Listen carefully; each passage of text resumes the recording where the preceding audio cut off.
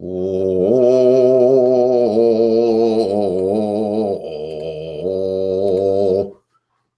Hey, greetings, programs, Sankarin Fernell, and esteemed guests. Welcome to Drunken Dragons. Tonight, we're going to play like big old badasses, but we're not going to play D&D, technically.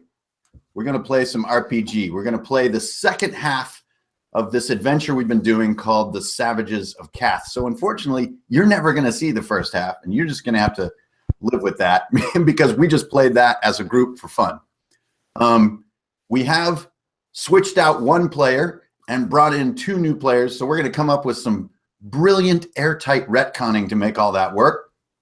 And before we get into it, we're going to finish up. We got two new characters to make. So my guests down here are Cyrus Draken, who is longtime game designer colleague of mine. Then we have Ground Beef Gruber, Bungwires, and Adramir Palinor, who've been hardcore lumpy heads since the beginning. So this is the sort of the vanguard of what I hope to be doing this summer, which is reaching out a little more directly to everybody out there and let's run games together online. So now that I've become pretty much convinced that playing online is kind of awesome, I'm just going to go for it. So gentlemen, thanks for stopping by. So what do we have for bookkeeping to get done before we get started? Well, I think I might be okay. It's 6 points. You make it so simple. So 6 points delivered amongst any of the stats. That's easy enough. And I've got my list of things that come in the priest class kit, which is straightforward. The only thing that's fancy is the armor kit gives you an extra bonus on armor. So I'm pretty rich. I guess I'm ready. Book of Secrets is open to interpretation. Maybe I'll look at the list. Book of Secrets. It's got to be Book of Secrets. I think Book of Secrets +1 intelligence. I just choked on my popcorn. Yeah, +1 intelligence. Nice. I choked on my popcorn, guys. Oh. I'm a nurse, but I'm so far away. Okay, great. So, so you got your 6 spread around and grabbed your book, and we've got your heroes. So, how about you, Gruber? Are we good to go? Yeah, I'm all set. I think, yeah. So, what'd you wind up doing? So I'm a shadow, and I put 3 points on dexterity, 2 on armor, and 1 on weapon damage. And I got the suggested starting loot and the maskful boots. Nice, no brainer. Awesome. Yeah. All right, geez, if I live through this. I guess in the interest of transparency, Slog is a defender. He's got the shield glove starting armor, and he's got 2 points into strength, 4 points into basic effort, and gave up all of his other starting equipment for an additional heart, so he has 2 hearts. Yeah, so that's a perfect example of a thing that's totally not in the book. That just sort of matched Matt's or Cyrus's character concept of Slog, which is this big guy. The idea was he's this real savage, and we just wanted to make a big, durable dude who doesn't use all this kind of equipment and cleverness. So he just sort of negotiated with me, and we just sort of created the custom character. So already, I mean, the game's been out like a day and a half, and I've, geez, I already had a ton of questions about what about this little case, or what if we wanted to do that? Do those things, like completely bend it, like just work with your DM and just create some new crap that we never thought of. It's always the funnest way to go about it. And then finally we have Adramir's character over here on the the left. What's his deal? Adramir, give him an intro there. Yeah, I'm playing FL. It's a priest, and a priest of Rel, which is a deity of death, basically.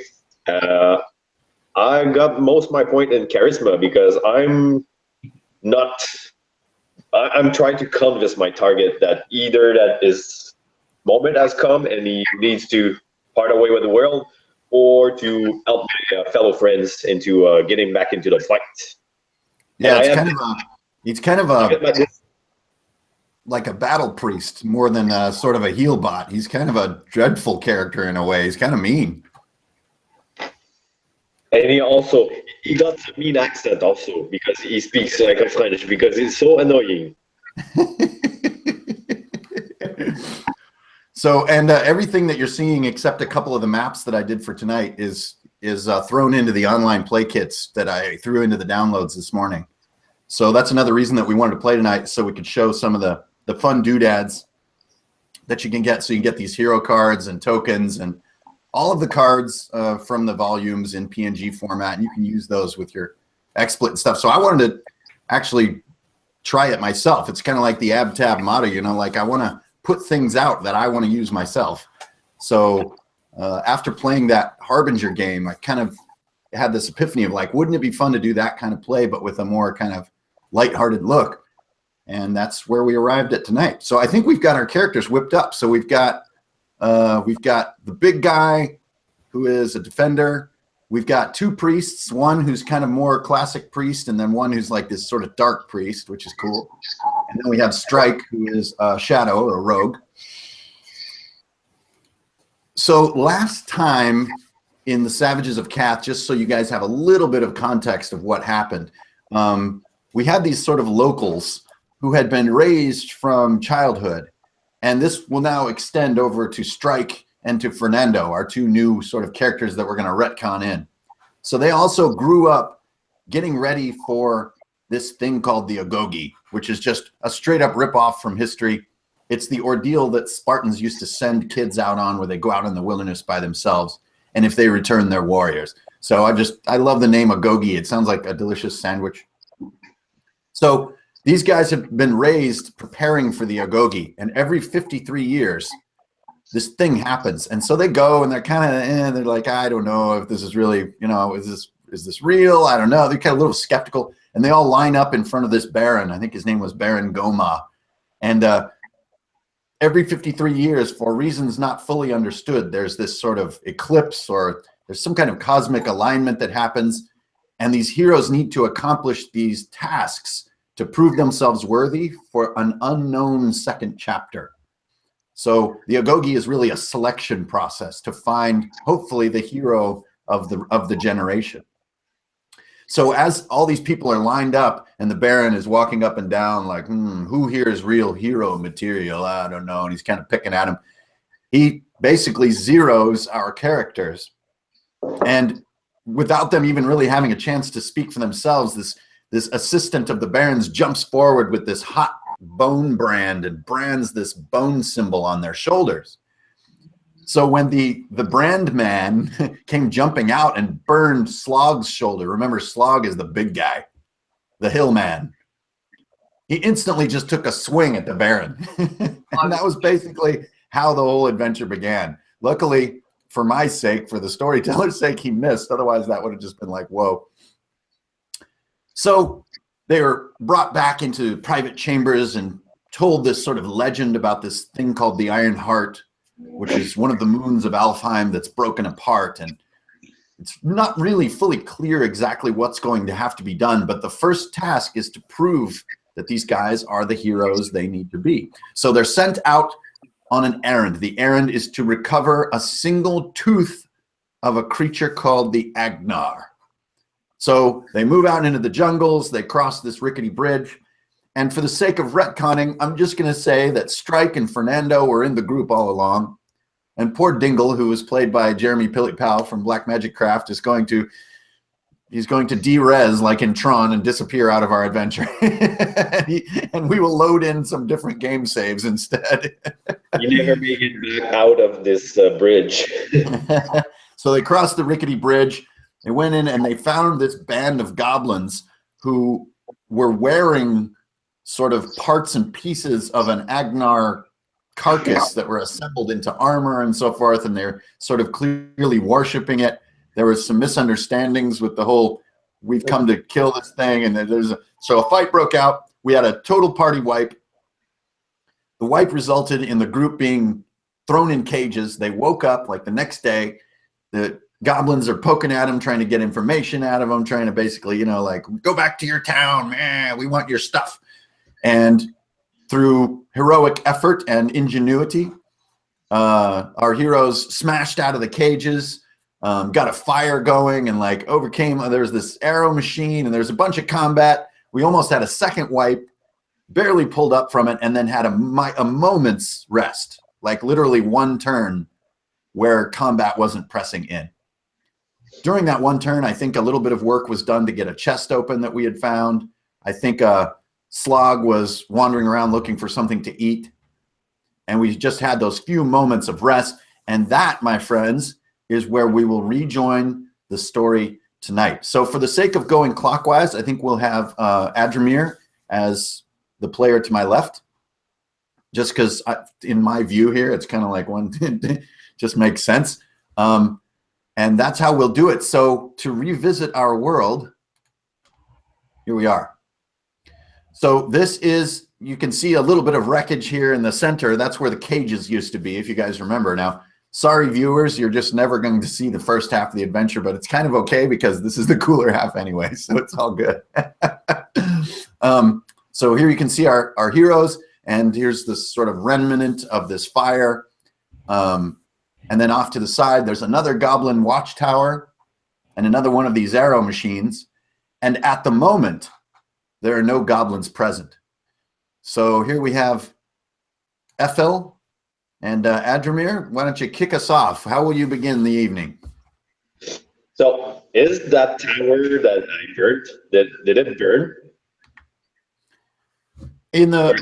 Remember, it was the previous fight. You guys had actually burned down one of the guard towers. So that's another one, right? Yeah, and in here, this is just a little campfire that they have by the cages there. They're kind of, remember, they're like sort of camping with you, like waiting for you to wake up. Fire plus tower. I like that. I guess I'm gonna move up. I'm trying to sneak in and move up to that bushes so I can get a glimpse at what's in the tower. Oh, fantastic. Okay, give me a perception check on the 12. So if you look on each map up in the corner, you'll see the target for that map. So give me perception on 12. That's a 4. Yeah, that's a good start. So you creep up to the bushes, look around. This is definitely the same type of tower that you encountered before. But you can't really tell if anyone's in it or exactly what the lay of the land is. And that moves us over to Fernando, being played by Bungwires.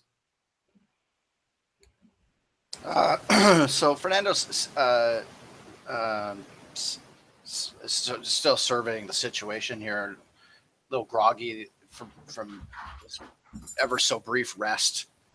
Head spins a little bit still from just sort of poofing into this world. So I think he'll attempt a perception check on this ballista thing that's down here in the corner. Looks like, yeah, he's just gonna let him.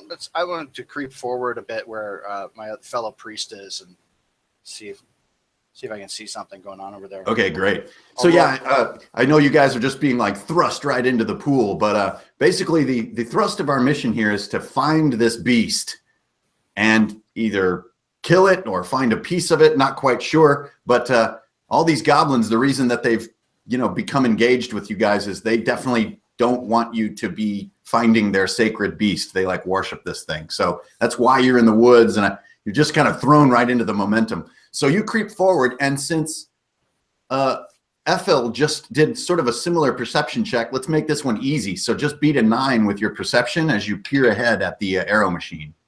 Rolls 9 right on. Great. So you see that this thing is operated by a single user. It has one large lever, which is made out of a stick that they found. Like, it's pretty poorly constructed. And it's round up front and has like 40 holes in it, each one with a little bolt protruding out, all in a circle.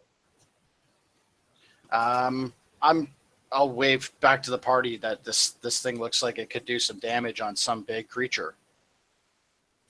Maybe. All right. Okay, Groob. playing strike. Yes. I think I would like to dart to the base of the tower, like right under it. So that if there's anything in the top, they wouldn't be able to see me, presumably, I guess, unless there's a hole in there. I don't know. Well, let's just do that stealth check of yours, and since you're have the thief's hood, right, which is your starter reward. Yes. Stealth is always easy for you, so beat a 9 as you go zooming up. Okay. 9. Ha! Awesome. So right as these guys reach the bushes, you just slink right past, sort of going down on all fours in a few spots to be in the grass, and you just kind of slink up and make no sound, and sure enough, reach the base of this guard tower, and you do notice it's kind of poorly made. And as the arrow machine is next to you, you notice that thing is also, man, they're using like vines and like mud and sticks, and like these things are poorly engineered. Classic goblins. Goblins and goblins. And so you also notice here at the guard tower, oh, where is it? It appeared behind it. No, it's something else. Hang on, let me just throw it in. This is the joy of using this stuff, man. I love it. It's like having everything on my shelf at my fingertips. Here we go. So you notice down here underneath this guard tower, there's a little pile of goblin supplies. You see those? Ding, ding, ding. So they're right in front of you, and that's concludes your turn. Okay, Slog, the Beast of Greenway. All right, so Slog has 5 hit points. So he's going to walk over behind the bush with his 2 priest friends. Be, Slog hurt, Slog need healing. And he's just going to kind of sit down right there and wait for somebody to heal him. Okay, great. All right, for my turn, let's get a timer on this board. And there I am, and here's my timer. Okay, I got a 2 sitting on my timer. And at that moment, out from the bushes, so over here you can see a little bit of contour on the ground. So there's a bit of a trail over here. And one goblin comes shuffling out up next to this arrow machine and looks around and lets everybody get a quick dex check to see if you can kind of like duck as he looks around. So beating dex on a 12. 14. 14 as well. Nice. I Adrian? got 19. 19? No. Yeah. How about you, Slug? 6. Perfect. So the 3 nimble characters all managed to duck very quickly, and the only person visible to this goblin is this huge hill man over here who's trying to hide behind like a bush that's the size of a mailbox. So he does duck his head, but it doesn't matter. So this goblin comes out and he sees Slog sitting over there and he's like, giant man, and he pulls a lever on this machine. And when he pulls that lever, that's when my timer activated. So that was a 2 timer. And that is it for me. So we come all the way back to Ethel. Oh, we're already in deep crap. All right. So I think I have I'd behind Slug and heal him. Okay, cool. So beat that target. Yeah, I get on his back and like, I'm with you, buddy, but sorry, yeah, I forget my head. I'm with you, my friend, but you need to protect me. You need to make me sure that I not die while I heal you. And I think I'm way too distracted because I got a 5. Oh. Slog not protect you. Are you sure you're protecting me? I don't think so. All right. we've got a failed cast there. Onward. So remember, if you try the same thing twice, it's easy the second time. That's where we're. All right, next up, we've got Fernando. Fernando gets totally brushed over by this giant hill beast Slog, and he's like, "Holy moly, Slog! You're a mess. You look like you could use some healing." So I don't know, say a nice little canter prayer over top of Slog and try and give him back a little bit of health here. All right, same attempt there. Still 12s, right? Yep. Always 12. I love it. So easy. Not enough, even plus intelligence. No. Okay, cool. Well, so if you guys keep trying, it'll be a lot easier next round. But just for the game heads watching out there, this is the only control on the magic in ICRPG. There is no quantity control. There's no dailies. There's no memorizing. There's no slots. It's all just, can you make the attempts? And sometimes it can be cruel, and sometimes it can be way overpowered. All right, Strike. So Strike saw that goblin and saw all that. She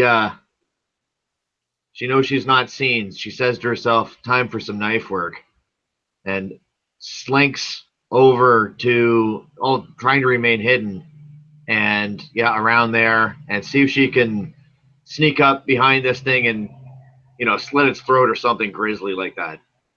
Wow. Okay. So if you want to do like a targeted, like a coup de grace, that'll be a hard roll. So that'll be beating a 15. Yeah, if you want to just go for the extra damage, you can just beat the 12 and we'll just up your damage. No, she wants to do something badass, like sneak up behind him, grab him by the hair, and slit his throat. Yeah, to do him in one cut. So that's a difficult maneuver. So beat a 15 with your melee attack. Okay. So that's strength bonus, beating a 15. Is 4 better than 15? Only in golf. Okay, no.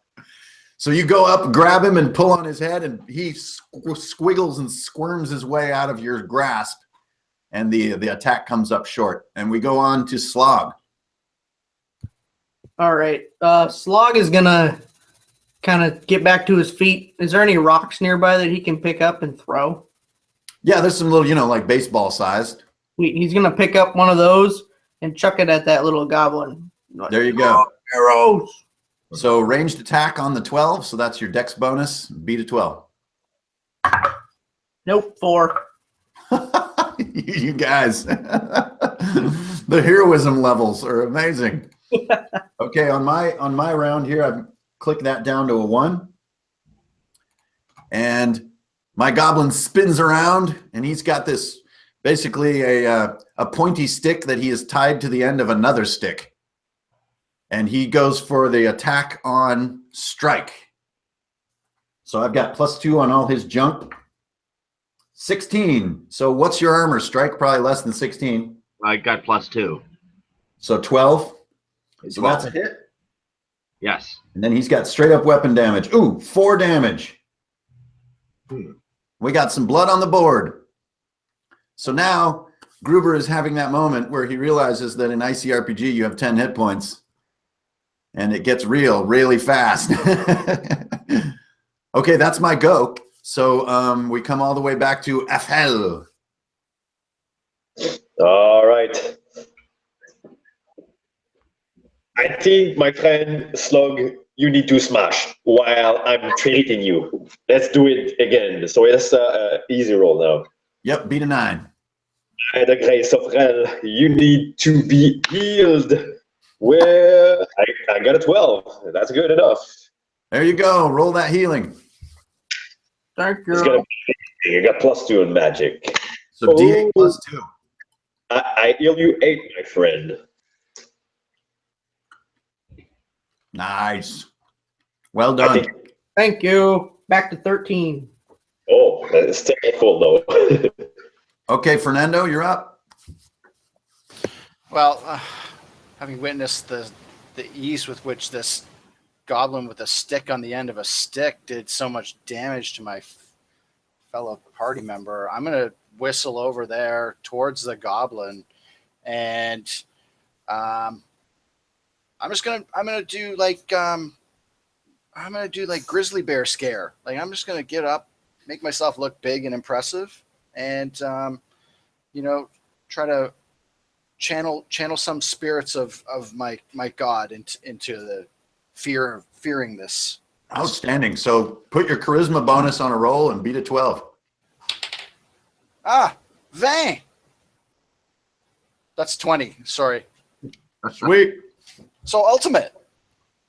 Oh, you rolled a nat 20. Nat 20.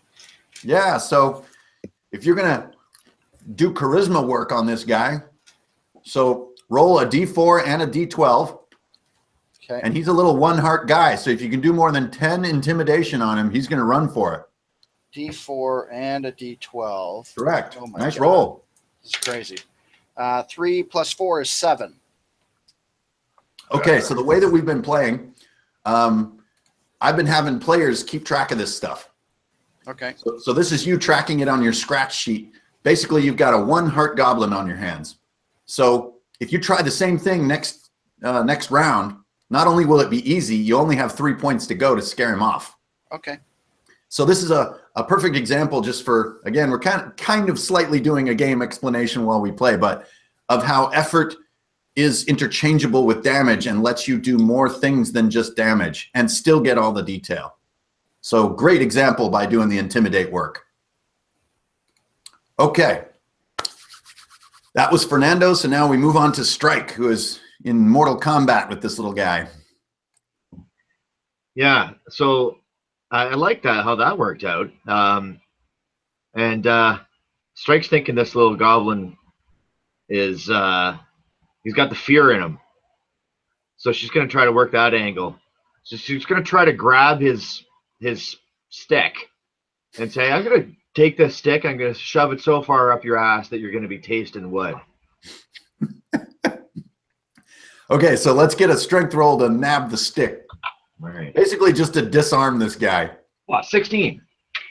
Sweet. So you grab his stick on the end of his stick. It actually comes apart a little bit as you rip it out of his hands. And Bung, why don't you throw one more point on the fear counter? Roger, roger. So we're up to 8 on the scare you away work. Great play there. Great play. Way to just kind of join in rather than just continually stabbing. And on to Slog. Slog is going to move up and do kind of what he did before, or wanted to do before, is grab that fire and chuck it at that tower.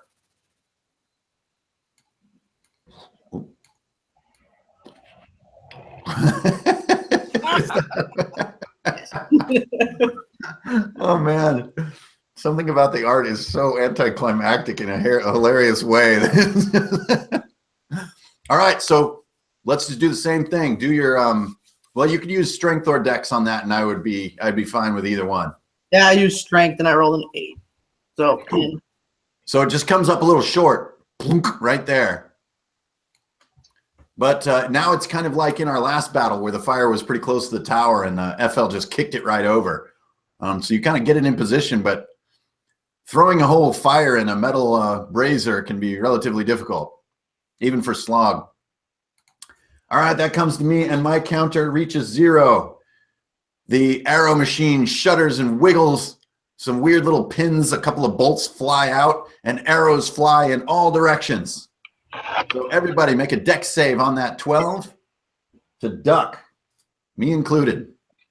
I'm behind the bush. Do I get some bonus for this? I got to 12. You get your dex bonus, yeah. fail. Oh, you're behind the bush. Okay. Oh, yeah, we'll make it an easy an easy check then. That's a good answer because I got a 9. Nice. Slog failed, and how about you guys? I got nat 20 again. Holy crap. Wow. I love this die. So Fernando, instead of ducking, jumps over the wave of arrows. Like playing double dutch.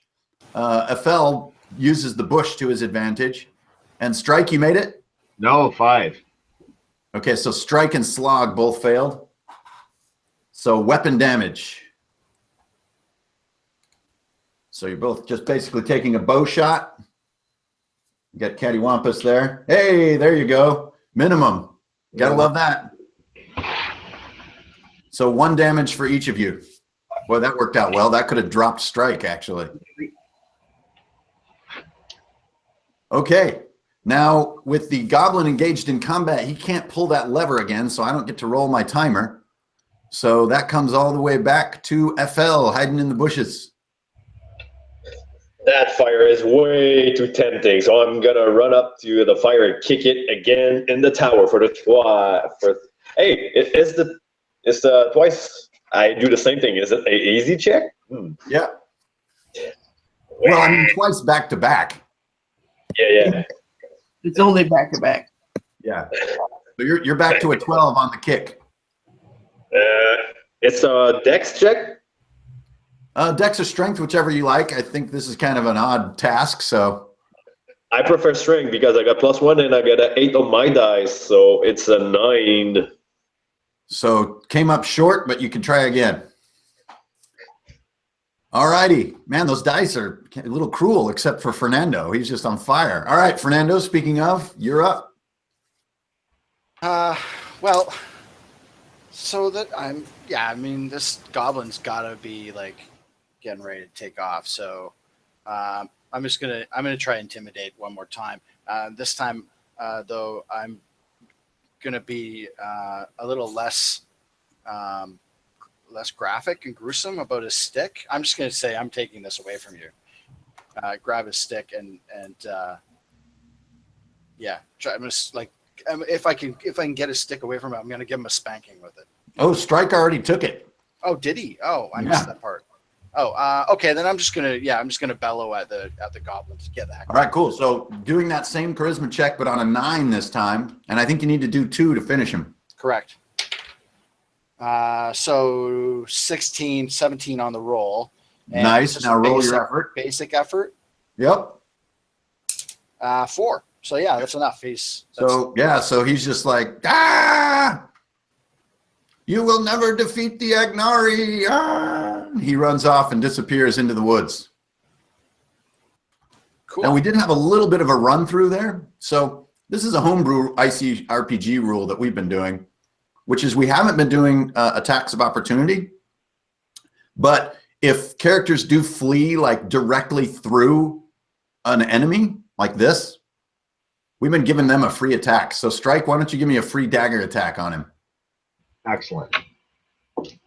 Knife work. Good old 5. Hey, okay, so swing and a miss. He goes running off, gets about yonder. Nice one. Okay, and that comes to you, Strike, so the timing is actually perfect. Oh, okay. Well, I say good riddance to him. This tower looks like it might be getting burned down, but I remember there was some loot under there that I might want to check before it gets burned. So let me go back there. And yeah, so looking at these supplies, indeed, there's a bunch of junk because goblins mainly keep junk. But amidst that junk, there is a small lockbox that you can grab, and you have a chest on your hands. Ding, ding, ding. Yay. And this is a normal chest. So it's a target 12 1 heart chest. Okay. So if you want, you can start working on the chest, or, that was just your sort of your move action. Okay. I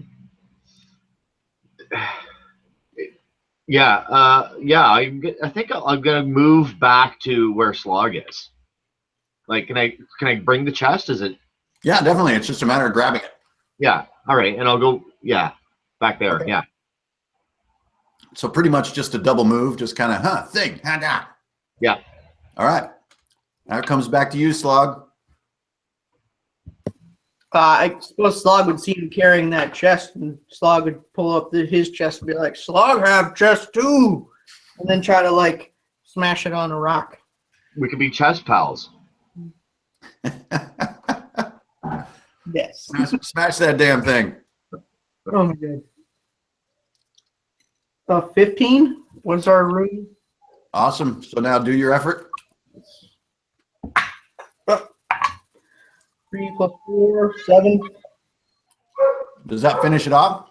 No, that's the first 7. Failed last time.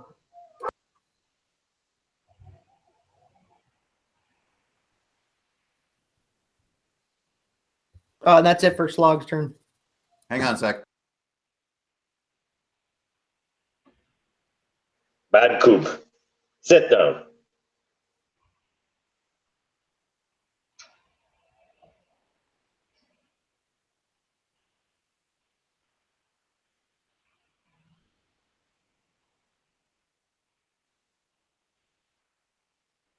I think we had a squirrel invasion. All right. Great. So Slog's working on his chest. Strike, their chest buddies. And I'm kind of dormant. So that brings it all the way on back to you, FL. So I just figured out that maybe there's no like weird death bringing machine up that tower yet. So I think I'm climbing up. Oh, sweet. Okay. No problem. There's a ladder. It's built to be climbed, so no roll needed. You can just hop right up there. Whoop. There you go. Yeah, is there something on top? There's just a little station with little loopholes in the wood for an archer to stand up here, but nothing really. No, it's just empty. All right. Most So of these goblins were, you've already fought in previous encounters. So I'm just trying then to get a glimpse of that goblin that is running away. So to see where it's going, is there like any reinforcement coming up or something like that, or any landmark that I can see in the distance? There you go. Great idea. So you look out here, sort of off to the left of our map, and you do see this trail going off into the woods. And it leads to what looks like another little sort of station of theirs, and then into sort of more rocky terrain. And you can see him running up the trail. Uh-huh. Awesome use of the watchtower. Yeah, way to go. Okay, so let's keep on trucking over to Fernando. So Fernando's totally going to try to heal Strike. Yeah. Nice. Strike looks pretty wounded. Die. Oh, no. A 3. Insufficient funds. Ouch. Thanks, buddy.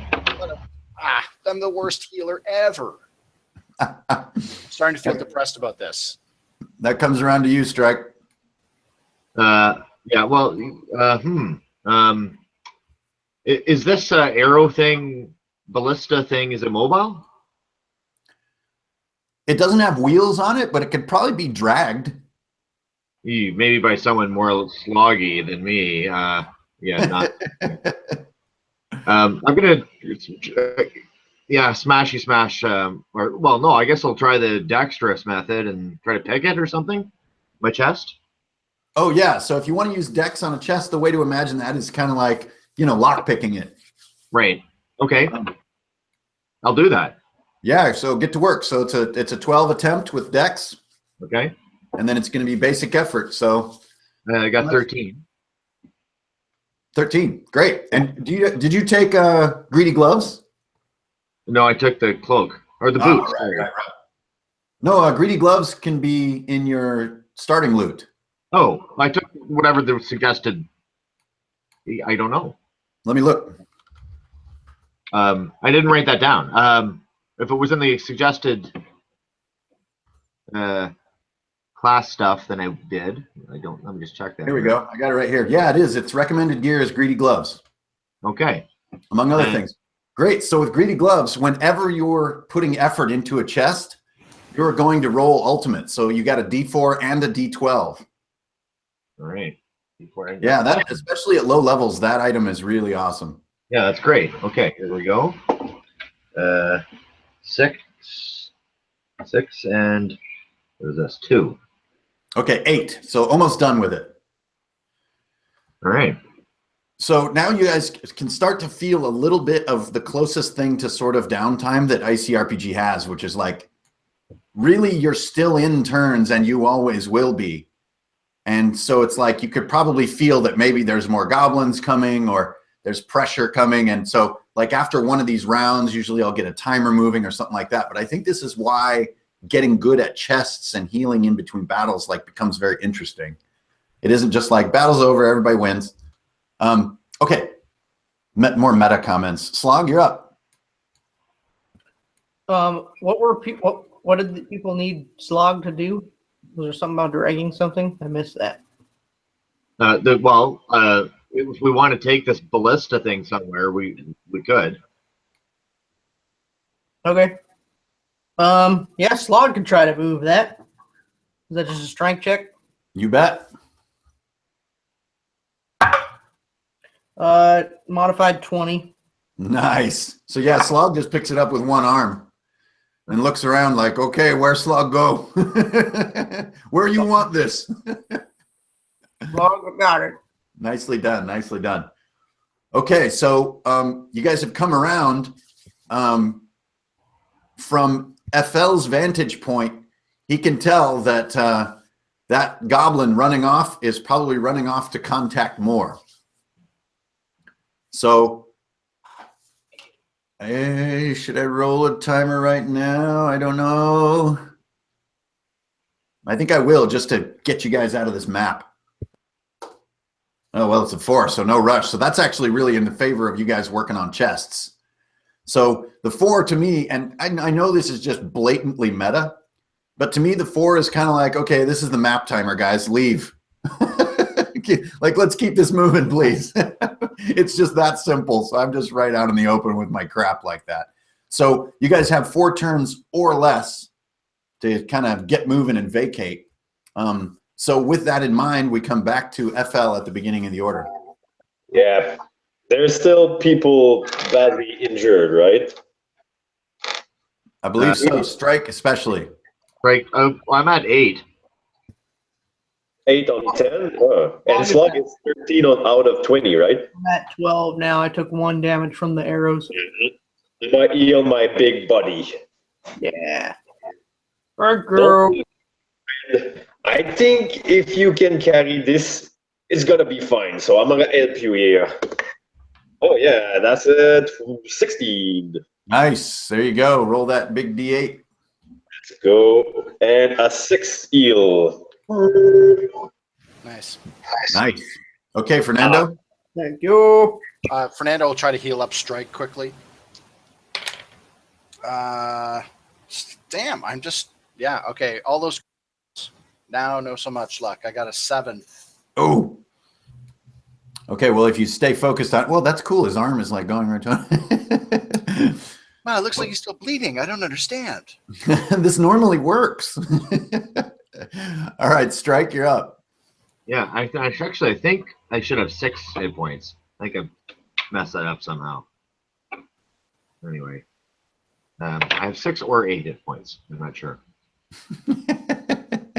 I'll entrust you to use the honor system. Yeah, I think I have 6. I think I messed that up. There you go. Awesome. I'm sure the online people are counting us or something. I don't know. They're probably asleep by now. Okay. Yeah, maybe.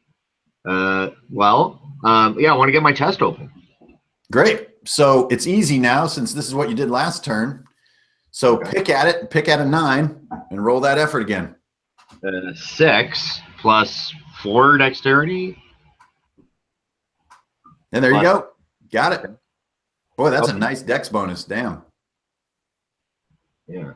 Okay. So do I get the ultimate die? Yeah, every time you work on a chest, you do. That's the greedy gloves. I got 10.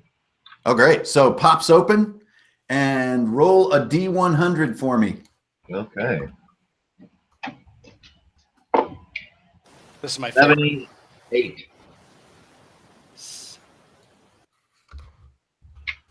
78? Yeah. Okay, hang on. Let me zoom down to the old loot table here. Oh, God, that's so handy. So handy. Okay. 78.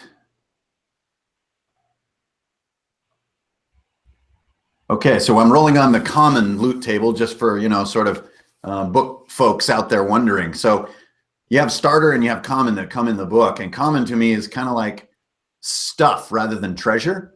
And it actually became more interesting than I thought it would be. But this is especially interesting. So you find a forgeman's bellows.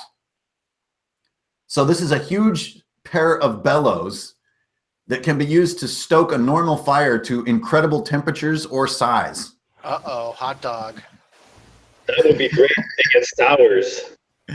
So basically, it's like, you would find that a forgeman would use, and it's like about the size of your torso, but they're made with these nice brass fittings, really big leather sort of air sac in the middle. And like, man, it produces a ton of thrust.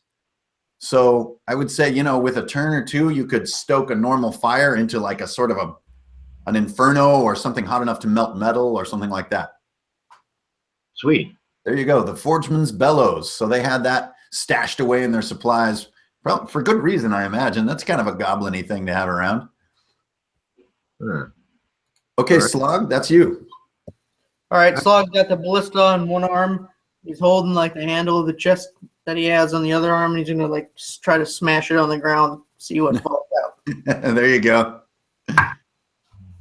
18 Nice. and 5. So that opens the chest. All right, give me the roll, and this is going to be on starter. This is from that you found in the previous area, right? Yeah. Yeah. 23. 23 on the D100. Like a dirty sock or something. No, this is a starter loot. This isn't common. Oh yeah, this one. Oh, you're not in that other group. I started to say, remember this, but you're not in that group. I do that shit all the time. Okay. So you find this little piece of stone, a little tablet, and it has these symbols etched on it.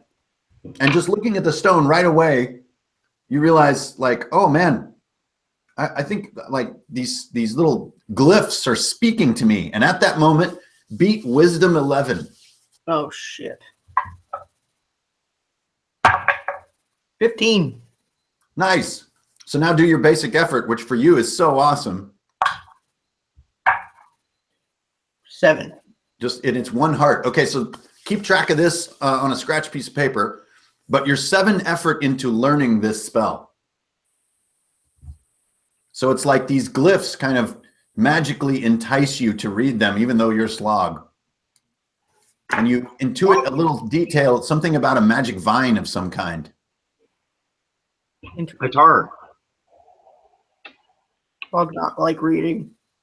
It hurts Slog brain. Okay, so that comes to me, and I click down to 3. Got a really big map ender there, so that's giving you guys a lot of time to recover. And we come all the way back around to FL. So I think we're done here. Does anybody else still need healing? Yeah, I do. Okay, I'm gonna touch you. Okay, I think that's an easy, since that's what you were doing last time, right? Where do you need touching, my friend? You need the touch of Rel. Oh yes, that's 18. So let's roll for magic. A 4. Okay, I'm up to full. Cool, that Great. tops them off.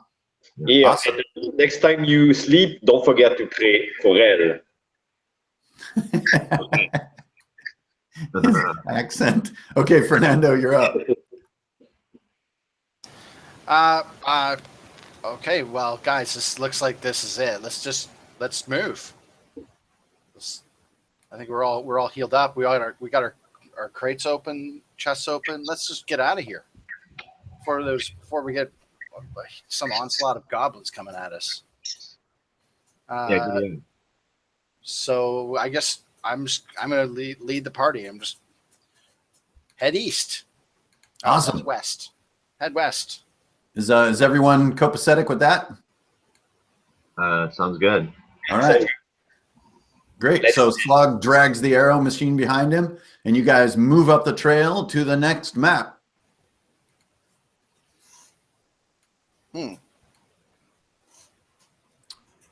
Okay, let me see if I can do this. There we go. I am a master of XSplit. I like to make Slog slightly bigger. There we go. Okay, so you guys come into this next area right through this little path here, and got Fernando up front, Slog, and oh hey, let's get that arrow machine, huh? There it is. Slog carry ballista. Okay, there we go. So you guys come into this next space and you see the ground sort of elevates up this little set of steps right here in front of you as you're sort of going upward into this more rocky area. Over the bushes here, you do see the goblin who just ran away. He's standing over here looking confused. He's wondering where all his companions are. He's kind of looking around, looking scared. And remember, these goblins wear these kind of like hollowed out sort of carcass helmets and like these sort of reptile, scaly, like shoulder pad things. It makes for a strange appearance. And he kind of blends in with the scenery with this kind of sort of savage, lizardy armor. And next to him, as shown here, there's this sort of rocky crag with steps going up into an opening. And that brings us to, actually, we're going to have Fernando, who sort of led us out of the last map. We'll start the initiative order, if you can call it that. So, Fernando, what'll it be, my friend? Sweet. So, guys, there's that goblin. And it looks like a cave entrance. Ooh, I like cave entrances. Lots of mystery. So I guess Fernando will proceed up this little raft of stairs, and yeah, just it's like I can't see for the card. Is there like a little rock cropping there just in front of Fernando, or is that? Yeah, there. There is. Okay, I'm gonna go and hang out, hide there. Hide. Okay, so just to avoid being seen at all, try ye old stealth check, which can be just a dex bonus, and now we're sitting on a 13. Uh-oh, a 1. Oh! Natural 1. So you definitely were not stealthy. The goblin spots you, but roll for the second one for a straight up blunder. 11. No. Okay, good. So basically the blunder rule is whenever you roll a natural 1, if you roll another natural 1, you like totally fall on your sword. Or like, you know, like fall on your chest and like undo the effort by jamming the lid shut or something. Just absolutely dismal. Or like you fall off cliffs and things. Like it's just the worst thing imaginable. The only way to get out of these kinds of things is there isn't a high-end item called the Ring of Weird Luck, which can turn a 1 into an odd benefit. That's like a 90-something loot roll. Anyway, more meta talk. I'm in the past. Okay, that moves on to Strike. So, I would like to maybe capture this goblin. So I'm guessing I'm going to have to. I guess he's unarmed if I've got his stick.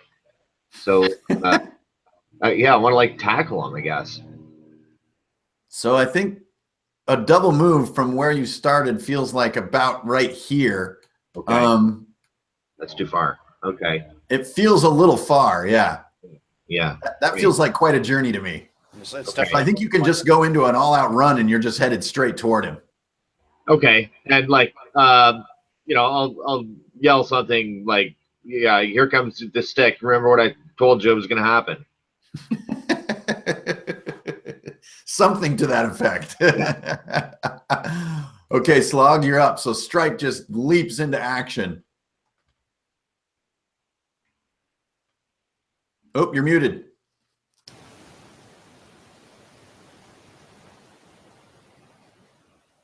Uh-oh.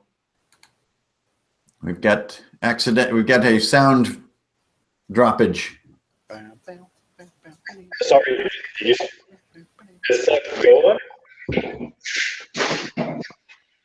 The Murph music. Oh, there he's plopping out. I guess you can just take your turn and we change the turn orders. Anyway, healers act first is not the best. Can we switch around? I don't know how to do that. I've always wanted to be able to do that. It's like to shuffle the icons around. Yeah, I don't know. I don't think you can do that. Yeah, I mean, it's cool that it's almost a negative illustration of how cool it can be to exploit Can you hear clock me one now? of his turns. Yeah, we can hear you now. All right. Slog is going to move down the stairs there and kind of drop the ballista on the ground and then turn and point at the Goblin and be like, "You don't move." Don't move. Yeah.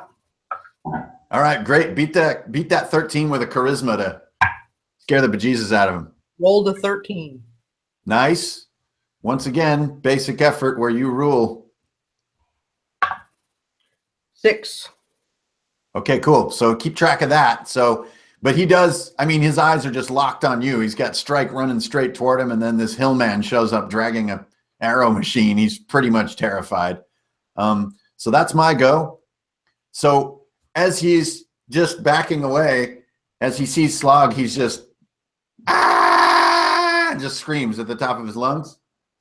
And that will initiate my timer for the map. There it is, a 3.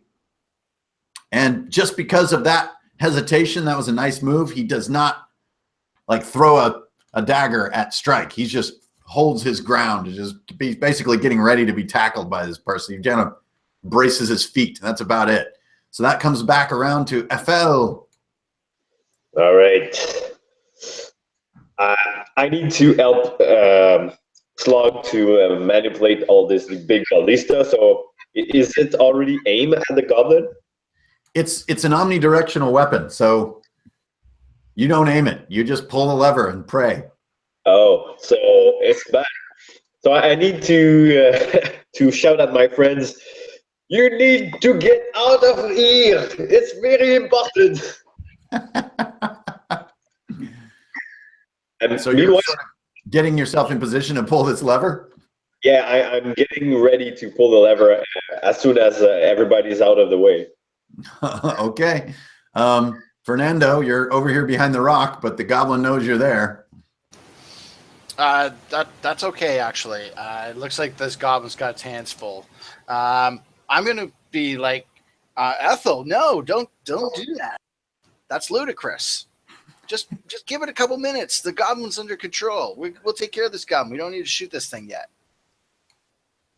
I have a sense that something bigger might be coming.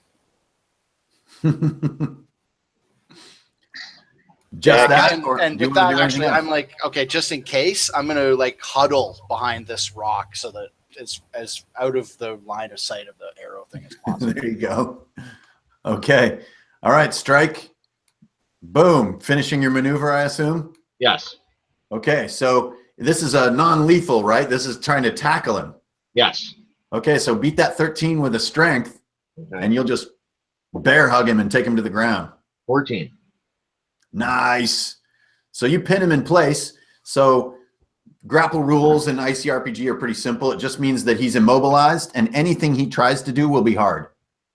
So makes it real simple, and he'll be trying to, get out of your grasp with his turn, but you do need to use your actions to hold on to him. But I assume that's your intent. It is. Yeah, so you've got him bear hugged. Awesome. So Slog, you see Strike run out and take this guy to the ground. And all the yelling, Slog's going to turn around and be like, "Where'd Slog go? Slog just got here." And yeah, he's going to wait because he doesn't know what to do. Okay, so I'll click down. And as I do so, off in the woods, you guys can hear, "Let's go get them. Come on, everyone this way. They're over here." But they're still a little ways off. And that's all I'm doing is clicking down. This guy's going to try to break the grapple. So he's got 2 on those stats. Here's my roll. And it's a 2. So you have him firmly grabbed. Grabbing him firmly. And that comes back to FL. So the sound of the goblin is coming up from the pad we just took. Yes. Like the north. So I need to change the orientation of the ballista then. Well, it doesn't really orient, but it's where you put it. It's just like it's round. Oh. It fires in all directions completely at at random. It just like shoots arrows everywhere. This is freaking nuts. Damn goblins. All right, so I know what I'm going to do then. I'm activating the machine and kick it off down the pad. Yes. Hey, you got goblins. I have a surprise for you. Take that. Okay, so why don't you roll the timer when you pull the lever on this thing? So roll a d4 for me. Right, I'm gonna do that. Let's get it. Oh, it's a 2. It's not bad. Not bad.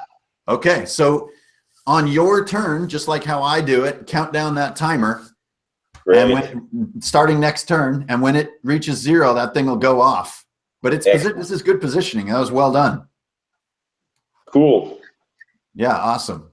So actually, take a hero. If we were in person, I wish we were, but take a hero coin. So you can mark down that you have a hero coin. So anytime from now on, you can spend the hero coin, and that'll let you throw ultimate on top of any effort roll.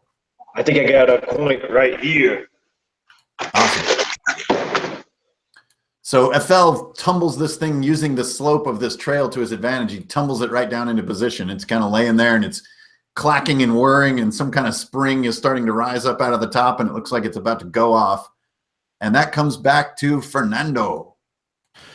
Okay, well, Fernando's gonna sees what's going on here, and he's like, this is great. Actually, I may not get hit by any arrows from this machine. He gets up and he's going to run down to where this goblin is engaged with Strike on the ground, and just put a boot on the goblin's neck and say, "Stop struggling. We got you now, buddy." How much intimidate effort did we have against him? Oh, he was already zeroed. Slog, didn't you like scare the crap out of him for 2 or something? I scared him for 6. Oh, for 6, right. Okay, well, when you put the boot on the neck, yeah, he goes pale as much as a goblin can go pale, and he just freezes. Strike? Yeah, so I guess between the two of us, we've got him scared. I want to know his name. My name is Ratty McRatterson.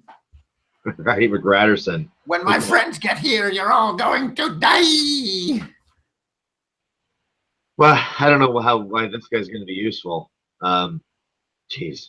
Yeah, well, jeez. If they don't kill you, the great AGNAR will eat your bones. Is AGNAR in this cave? AGNAR is everywhere.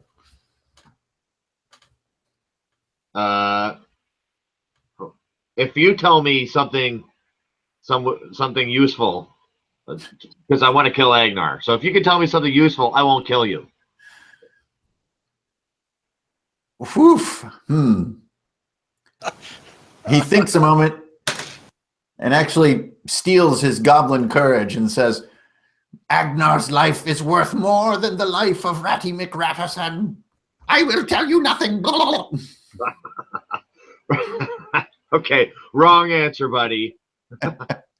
Yeah, okay. I'm gonna like nod to what's your name, Bung? Fernando. Fernando, yeah, it's gonna be like that. Uh-oh. Okay, Fernando Slog. nods back. Eases the heel a little bit more. Slog's gonna move over and be like, "Slog, not like stinky goblin," and he's gonna try to crush him. Yes. Okay, that's an easy attack. He's pinned down. Okay, 16 then, Hit. and 8 damage. Oh, boom. So you basically break 3 of his ribs and 1 of his arms. But don't quite kill him. Poor thing. He'd be better off dead. So he's got a boot on his neck too. So he's just like this poor thing, man. This is overkill right here. Okay, so that comes around to me. And I go to 1 there on my timer. And you guys can hear the approaching mob coming from the previous space. And well, that moves us all the way back around to FL. So count your arrow machine down 1, my friend. Yeah, that's now 1. All right, Great. so I'm gonna hide in the bushes so I can tap them, backstab them once they get up the Where do you path. want to be? Just on the right side of the path in the bushes. Over here? Yeah, about here. Well, closer to the path so I can melee attack if they pass through it. Okay. All right, so it's a dex, right? Well, without anyone around looking for you, it's easy to hide really well. All right, great. So no roll needed. You get in perfect position. Perfect. Okay, Fernando, that comes around to you. Well, I'm gonna. There's not much left of this goblin, so I'm gonna just whack him with the butt of my staff. Just knock him out. Yeah, like right in the forehead. Okay, with all this force bearing down on him, I don't think you even need a roll. It's just you just jog his memory. Doink. Yep. So he passes out, which is merciful for him. And that goes on to strike.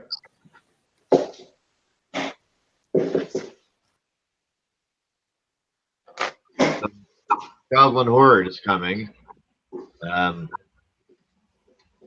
Yeah, I think I want to hide behind that boulder that we've been using. Yeah, that guy there. Perfect.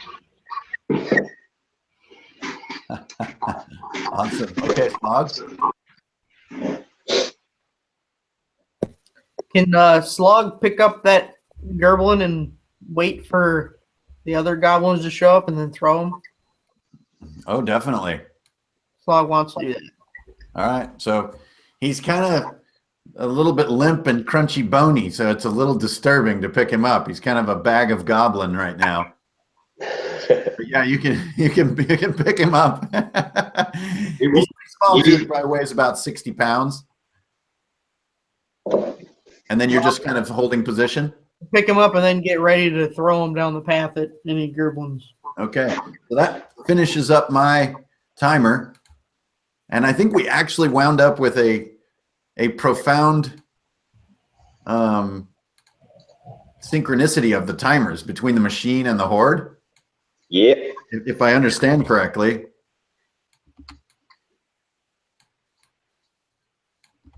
So these 4 Gerblins appear down in the trail right at that moment, and they're all in a flat-out run. Most of them just have spears, and one who's a little cooler looking than the others has a sword. It's not a very impressive sword, but at least it's a sword. There, he's a little bigger. Okay, and that comes around to FL. So you're sort of in position. Do you just want to hold? Sure. The timer goes to 0 now, so. Oh my God, that synchronicity was amazing. So this thing fires, and my guys are just in a flat-out run, have no time to even think about dodging the arrows. They have no idea this is coming. So go ahead and roll weapon damage on all those goblins, which is a D6. No bonus, just straight up. I'm using my hero point to. Can I roll ultimate with it if I use it? Oh shit! Definitely. Yeah. So basically, you just happen to place it in just such a way. It's aimed at like all their heads. Do I use my weapon bonus, or is it just a flat 0? A D6 and a D12. All right. So get over 10. Oh, that's not good. That's a 6 with those 2 dice. So much hype. Oh man, that could have been 18. Dang. Okay, so they all take an arrow in the forehead. You take an arrow in the knee. But you know, goblins have extremely thick skulls, so the arrows don't reach the brain matter. So was it my turn, or was it like the ballista's turn, and I still have to act? You have your turn, yeah. All right. Well, I don't have any ranged weapon for some weird reason, so I think I'm gonna throw. I will take slog away, and I will throw a rock at them. Oh, not 20. Oh my God. So you back up the arrow storm with a baseball rock right to the eye of one of them. So that's basic and ultimate, right? Yeah. Oh, still disappointing. It's 3 damage. Okay, but it's only 3? You only needed 4. Sorry. Sorry, Dad. Okay, so you hit the leader right in the eye with this big rock. Pops his eyeball, and he stumbles a little bit, slows down. And that goes to Fernando. I don't know. Fernando's a little bit removed from this battle fray, so I think I'm going to inspect the cave entrance. Awesome. So So you I'm go gonna up roll there. up sort of quietly, quite stealthily as possible. You look and, inside, and you can do see a some little peek. flickering torchlight, and you hear this distant, low grumbling. Ah! Anything else? That's just an instant of time. Okay, I hear grumbling. I'm going to go back to I'm gonna go roll back, get away from the door there. Strike again. I'm gonna let Strike know as well. Hey, loud evil grumbling coming from that cave entrance. Watch out. Okay, Strike, that comes to you. Low grumbling, eh? I would like to throw something in there, and see what happens. So is there like, another rock, baseball-sized rock? Yeah, toss a pebble in there. Sure, and yeah. So you throw a pebble right in the doorway, and as it kind of clicks and clacks inside and hits the sort of the back wall of the entrance is what it must be. The grumbling is interrupted, so it's like.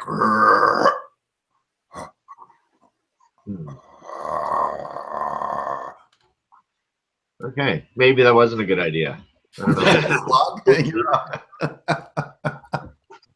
Well, yeah, I'll yeah. So my picture looks like I have a bow. Yeah. Do I have a bow?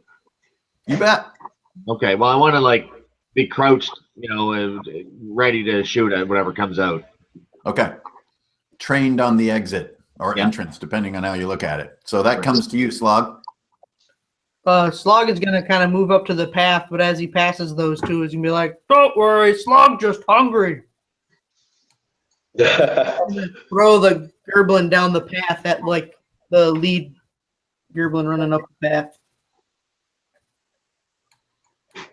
Poor thing. I'm just gonna kill a goblin with a goblin. Nice. So yeah, I guess that'd be a Dex ranged attack. Oh, Dex range attack? It's only a 16 then. This guy has 1 hit point too, so there's no way to do anything but kill him. 5 damage. Yep. So this goblin goes flying at him, and just because of chance, its mouth opens as it flies, and the teeth impact right into the face of the one guy with a sword who took the rock in the eyeball, and he's dropped dead. This guy, when he hits him, the impact is too much. His arm pops off, and he drops dead. Yeah. Nice play. So take a hero coin for that, Slug. Great. Nicely done. That comes back around to me. These guys all bunch up against this machine. These two get tangled up. He uses them like Barnum and Bailey style and jumps off their shoulders and does a double move up to here. And that comes back to you, FL. Double banana. I'm gonna crush you. I spin around my chakram, my chain chakram. I'll try to trip him. Oh, like non-lethal. Yeah. All right, attack that 13. Yeah, that's a 15. Nice. Weapon damage. Do I do any damage or? Well, I guess that's up to you. If you don't want to do damage, you could sort of not do damage and just trip him up. Well, I want him to be unconscious, so I guess I'm gonna roll for damage. Okay.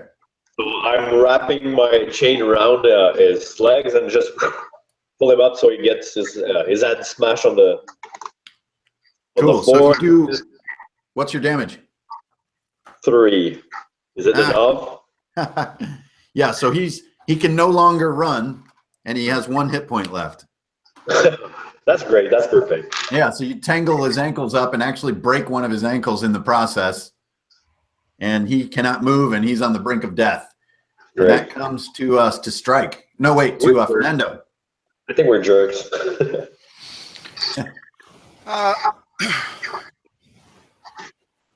Fernando looks at Strike and says, I think the AGNAR's in the cave. Kind of makes sense. I'm gonna go and try to get it to come out. See what happens. You be ready with something to get it. Giddy up.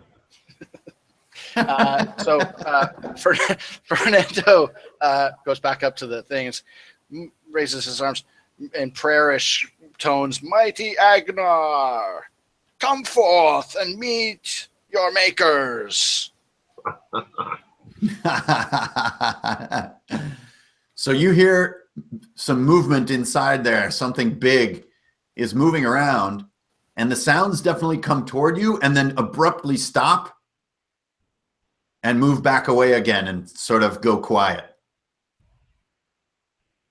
So you can hear, I mean, it's almost like basically what an elephant probably sounds like. So you can hear this thing moving around in there, coming closer to you, but then it very quickly sort of shuffles and stops, and then the sound fades back away from the entrance. And it's pitch dark inside the cave, obviously. So No, there's a little bit of flickering torchlight. Oh, okay. Yeah. All right. I'm going in. I'm gonna duck right in. But yep, bloop. All right, Fernando has Keep the exited the shadows, map. but I want to see what's going on inside this cave. Okay, so Strike. Yeah, I'm gonna follow. Yep. Okay, Slug. All right, Slug is going to reach down and pick up that other Goblin, and he's going to throw it at the other Goblin. Wait, I got it. It's stuck on my chain. If you throw it, I go it in. Don't do it. He's stuck on your chain? Yeah, he's all wrapped up in the chain. I mean, you could use an action to pull him free. Don't do that. I need to bring it inside to feed the the beast. All right, he's going to toss that Goblin off to the side, and he's going to run up to the other 2 Goblins. And can I attack the one on the left? I rolled a 5. So trying to attack him, you just smash the arrow machine. And give me a 50-50 roll. On the bottom end of the 50-50, you accidentally activate it. Nope, low So end. yeah, you hit this thing in just such a way, you notice the little spring resets and starts ratcheting upwards. So now roll your D4 for when this thing goes off. 2. Okay, so you keep track of that. Yep. That comes to me, so I've got some attack rolls on my hands. This guy is grappled, so he's going to have to do hard. So he's rolling on a 16. That's tough for him. Got a 9, so there's a miss. And then I've got 2 attacks on Slog. Yeah, Got a 3, that's a miss. And a 5, that's a miss. Wow. I'm the cool DM. I roll 3s and 5s. So they're just like randomly swinging spears around, and they're just doing absolutely nothing. And that comes back around to FL. Finish these guys off. Yeah, I yell at Slug. Slug, I think we need to go with your friends. Come over here. And I start running toward the cave, bringing my goblin with me. Like it's just behind me. Yeah, I mean, he's got 1 hit point and a broken ankle, so you can drag him. I mean, it's like kind of like dragging a 4-year-old. A really disturbing image. We're just bullies at this point. Okay, Slog. So count your arrow machine down 1. It's not my turn. I just went. Yeah, the other guys have exited the map. So. Oh shit. Yep. Okay. I was gonna turn and be like, "Wait for Slog," and kind of run. Awesome. He's just like, screw this. Okay, then my guys sort of climb over this. And they run a banana. And you counted down your machine, right? It should fire now. Oh, it fires right now. No, it fire like after they moved. Well, on your next turn? Yep. Yeah, okay. So, FL, you've got to move, and then the arrow machine's going off. Yeah, I run like hell.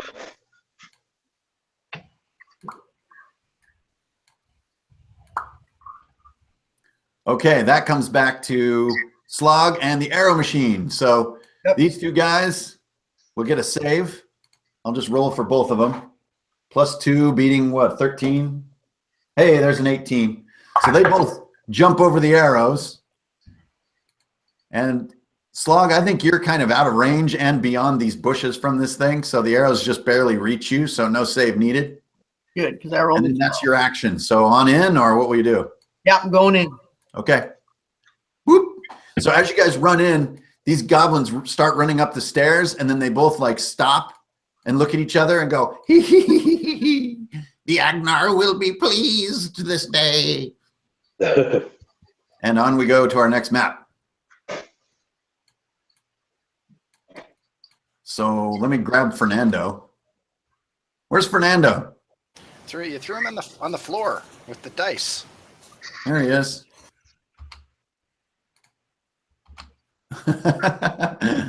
Okay, I think Fernando was in the lead there again. Okay, so you guys come into this cavern. Oh, and you had a goblin in tow, didn't you? Hey, don't forget my goblin. Yeah. It's not my best friend. My pet goblin. Okay, so you guys come into this cavern, and just because of the mass of this creature, if you can imagine a sort of an almost elephant-sized creature, you know exactly where it is inside this space, even though you can't see it. You can hear it back here moving around. At the entrance, you do see an opening here in the wall that goes deeper into the cave where it's darker. But right here at the opening, there's a teeny little fire crackling, and it's got this huge leg of roast beast hanging over the fire. And that is it. We're live. So also, it's hard to see in here. It's a little cramped, and there is a bit of a smell of like, whoa, a big animal has been pooping in this cave for many years. And so it is pretty difficult to operate in here. And for that reason, we are now sitting on the dreaded target 14. So Fernando, you're leading the way. Why don't you start us off? Okay, so I guess I would have arrived on the scene a little bit ahead of everybody, and I'm going to hold up well before this big chunk of meat. And as people clamber in, I'm going to be like, whoa, everyone, hold up! We should really formulate a much better plan than just running into this dark place. But I think where our goal ultimately here is just to get a single tooth out of this thing, right? So maybe if we could just like chuck something at its face, maybe Slog, and get a break a tooth and then stealth it out without really engage this monster. I don't know. It's pretty big. I'm a little bit intimidated myself. Okay, Strike. So Fernando is up there trying to formulate something besides an all-out blitz. What will you do? So I'm thinking maybe this fire looks like the goblins maybe set this. It's like a sacrifice, right? This hunk of meat for the creature. Yep. So it's gonna maybe it'll come up to the fire, and I can use the bellows and smoke it. Ooh. The bellows.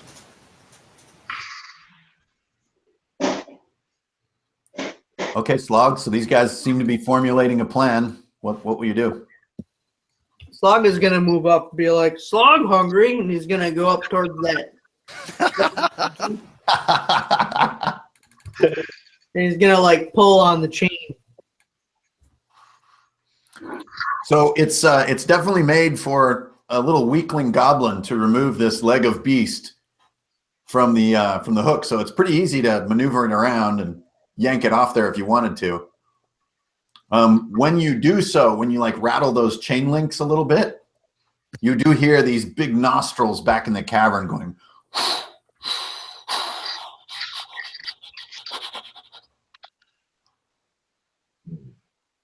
So will you? What did you just want to kind of pull on it, or you want to take it, or what will you do?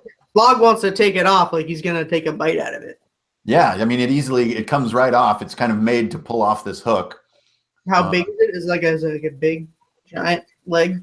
Yeah, it's kind of. I know scale is a little bit odd in this sort of tokeny world, but you can imagine this is kind of to scale. So it's about the size of like, I don't know, a little bit bigger than the torso of a goblin. Nice. But it's like the leg of something, maybe like a horse leg. Can Slog smell it and see if he knows what it is? Because Slog. Yeah, definitely. Do a intelligence on the 14. -1. Come on. Since when is Slog so fussy? I rolled a 13. I got a 12. Okay, so you don't know exactly what it is, but it smells really good. Smells good, Slog.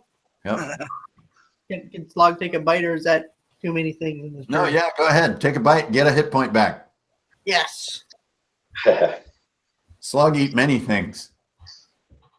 All right, that comes to me, and I'll do what I usually do at the beginning of such things. Ooh, darn it. Man. I got the Whopper again. So that could give you guys the space you need to execute your plan. And that comes all the way back around at last to FL and his pet.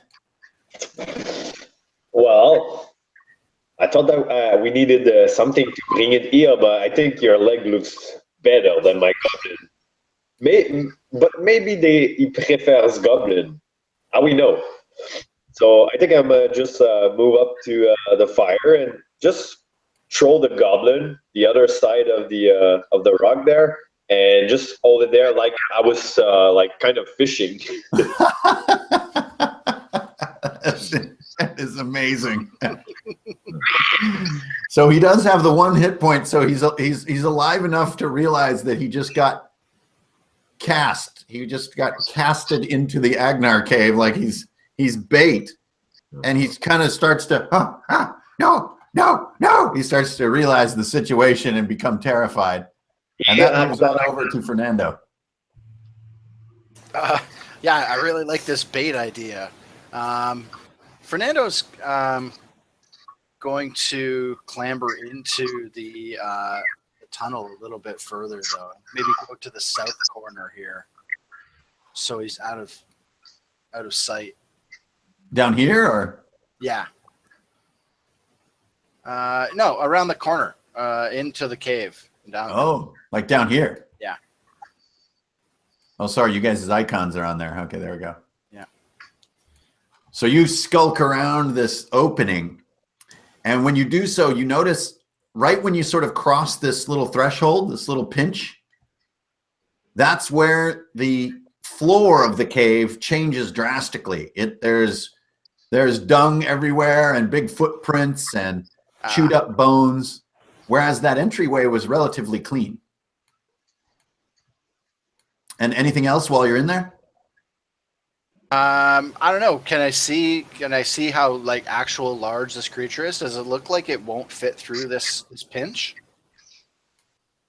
Well, usually my rule here is that things are kind of to scale shown.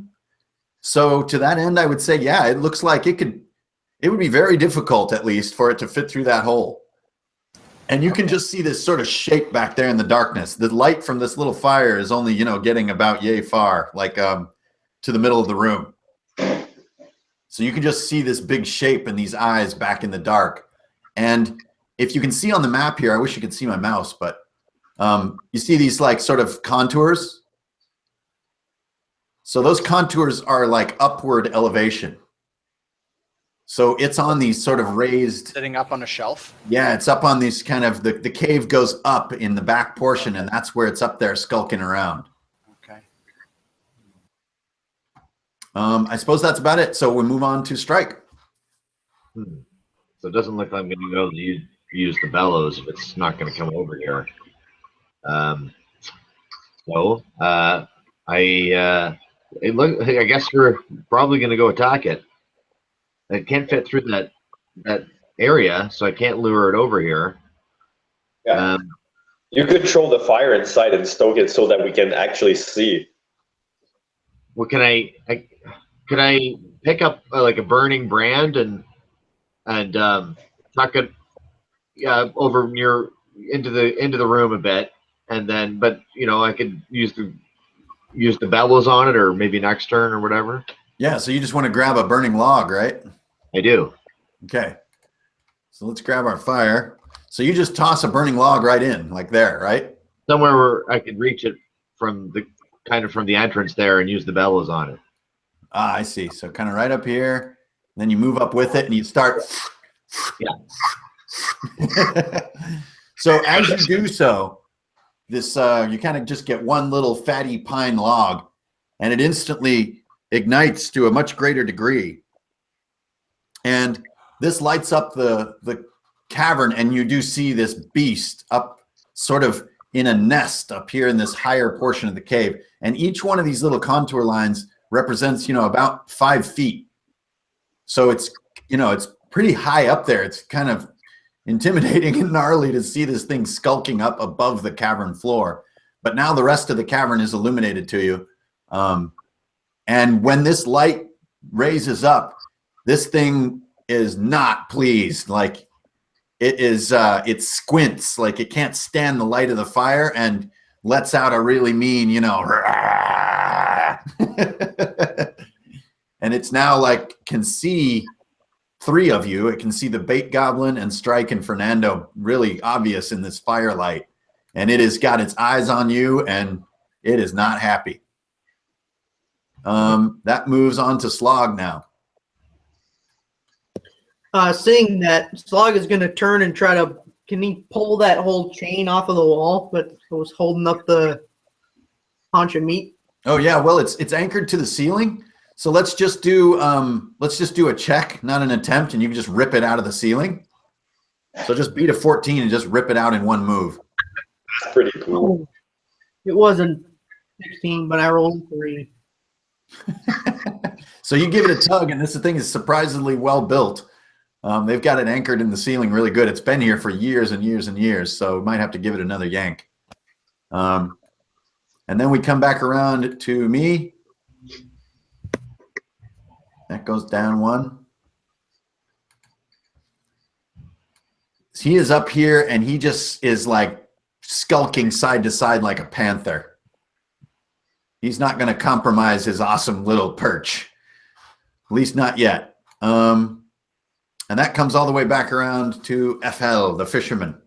the Goblin fisherman. I turn to Slug and say, hey, why don't you, sorry, my accent, I forget.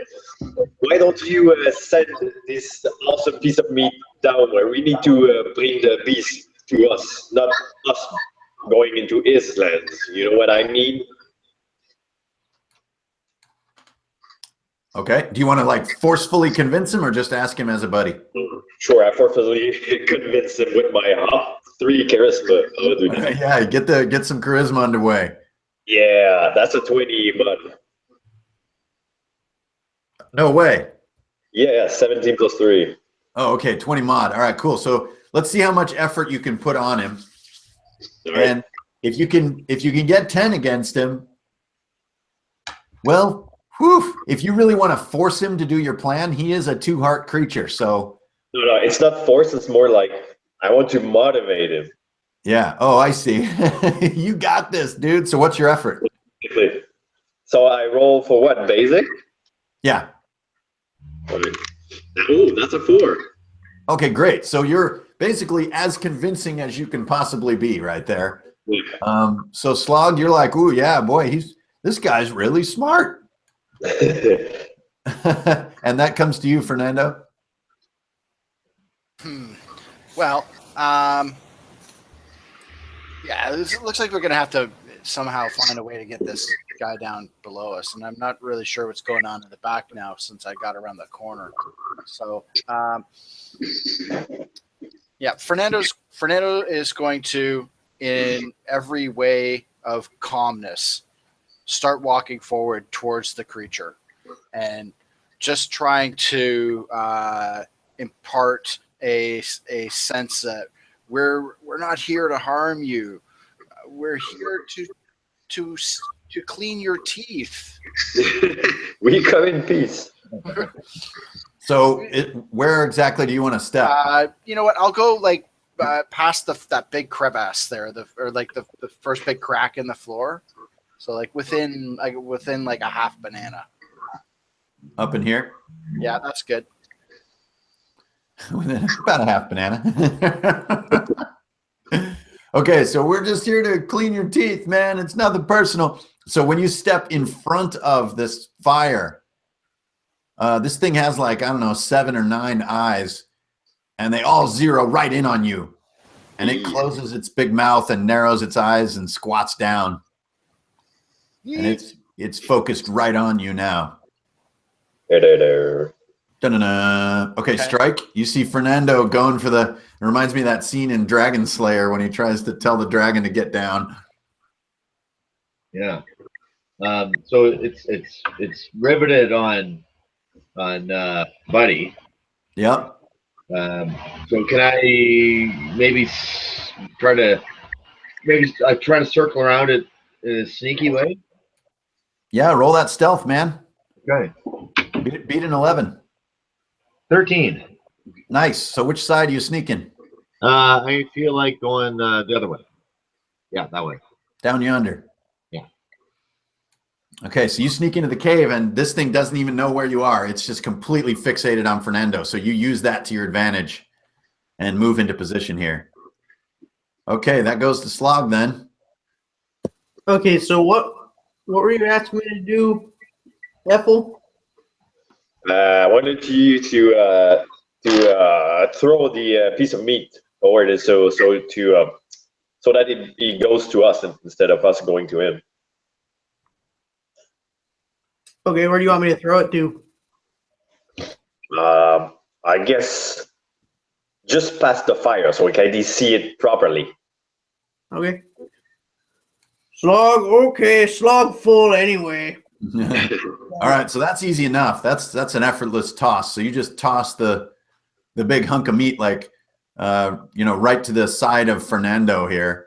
Yep. Dinner. Then he's gonna turn and then he's gonna pull on the chain again. Oh, great. So it's easy this time. Okay, I got a 10. Oh, you need 11. Oh. Damn thing. Slog's hands all slippery. Yep. Too much grease from roasting. Okay, so I come down to a 2. And now, whew, boy, one of you is roasted and one of you is not. That's a tough choice. So I hate making choices like this, so I'm gonna let the dice make it. So 1, 2, 3, Fernando. 4, 5, 6, roast. 6. It's a 3. Fernando. So this thing jumps up like surprisingly high. And I got my sheet right here. Flying leap. Leap up to fire, then ultimate against any enemy. So he lands right here, right in front of Fernando. And just the impact of his landing. Whew, this guy can be pretty nasty. And he does ultimate. He does 9 damage, Fernando. Ouch. Holy crap, holy. So he slams down next to you, cracks the ground open, and kind of lands so close to you, he actually like hits you with one of his legs. And just being brushed by this thing, it's so big and heavy, it's like takes out a big chunk of your arm. And it's just, its scales are so hard and sharp edged, it just cuts and hurts whatever it touches. And it's looking right at you, and now you get the full look at this thing, which is, this anatomy of this thing is horrible. It's got a mouth that goes all the way around it with like a column of muscle in the middle, and it pumps up and down like a sort of big toothy mushroom thing, and it can bite in any direction, and it has these big stego plates on top, just like, it's right in your face. Holy shnikes. And that comes around to you, FL. Oh man, I need to help my friend. I think I'm gonna move up to the fire and throw my goblins at Fernando. I tell him, grab the goblin. So you let him off the chain and hook him up here? No, I leave it on the chain. I just want Fernando to grab the goblin so I can pull him up. That's like it's a rescue thing. Yeah, it's a goblin lifesaver. A life preserver. Okay, great. Well, that comes around to you, Fernando. Good timing. Okay, so first, before this notices this goblin slapping next to me. I feel like I would have kind of tried to at least brace myself a little bit for impact here. So I do that hero super slide backwards on one knee and pound my staff into the ground and lift my head in pain and agony. And I'm gonna cast a bright light spell. I'm gonna summon the power of the light of my god and just create as much ambient light in the room as possible. Okay, so you just want to be blessed for a moment and make it glow. So let's get yourself a wisdom roll on this 14. And it's really just a matter of not being afraid is why it's so difficult. Can you get that roll? 6 + 2 is 8. No. Yep. So there's a little spark that appears in your hand, and then it flickers out as this huge thing is leaning over you. And you got this goblin wriggling on the end of a chain next to you. I love the sliding back, too, because it hit you so hard it like slid you. That's awesome. So you kind of come back this far. Okay. I would Okay. It's a great idea, though. Don't give up on it. So gonna strike. Oh, my turn? Yep. Okay. Can I, again, stealthily, if possible, sneak around it and climb up to the top and see if there's like whatever's up there? Get your stealth roll again. So beat an 11 with your dex bonus. 17. Wow, great. Yeah, so you nimbly hop up these shelves and go up here, and there are many of these big, like, thigh bones, like we're in the middle of that roast. They're strewn everywhere. And there's also a couple of goblin skeletons here and there. And amidst those goblin skeletons, one of them in the remains, it has a little brass cornered lockbox that you find. Okay. And you are in position up there and completely undetected, which is awesome. Great. And on to you, Slog. All right, Slog's going to try again, pull his stupid chain off the ceiling. Now, yeah, do it. Come on, 11. 9 + 2. Finally, so you rip this thing off. It's about 20 feet of old rusty chain, but it's very heavy duty chain with a big barbed hook on the end, like in the picture. Awesome. Then if Slog can, he's going to move into the room, like up to the fire. Yep. Great. So now you're armed.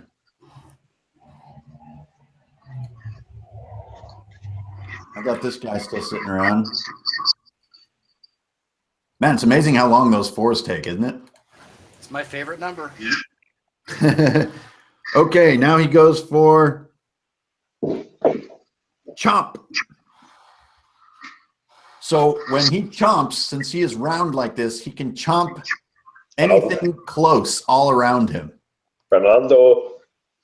So it's Fernando and the Goblin both get chomp. So let me roll this. He has big rolls, 5 on the rolls.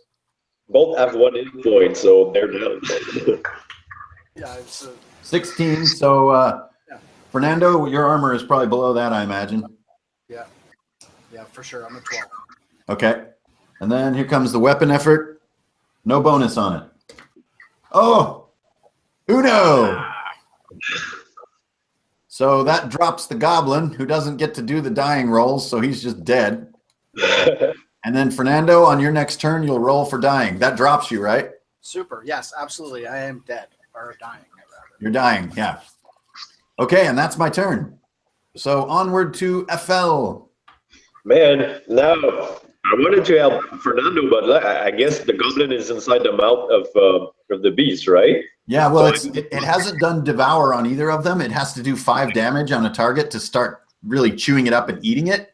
So this is just this is an attack bite. This is biting it to hurt its enemy, not to eat. Okay, so I'm gonna run up to Fernando, and while I do that, I try to grab the piece of meat. Can I throw it away so that it kind of catches his attention? Definitely, like up here. Yeah, and I want to heal my friend right there. Awesome. Come on, my friend. It is not over yet. Yes, that's a 14, just right. Wow, right. great. All right, popping back up. Magic. It's a 6. Nice. So Fernando, you're up with 6 hit points. Oh, that's awesome. Thank you. Woo, that was crazy.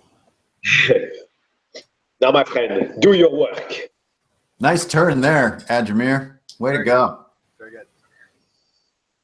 Okay, that comes back to you, Fernando. So you pop back up and you feel the power of Rel coursing through you. This time I'm going to.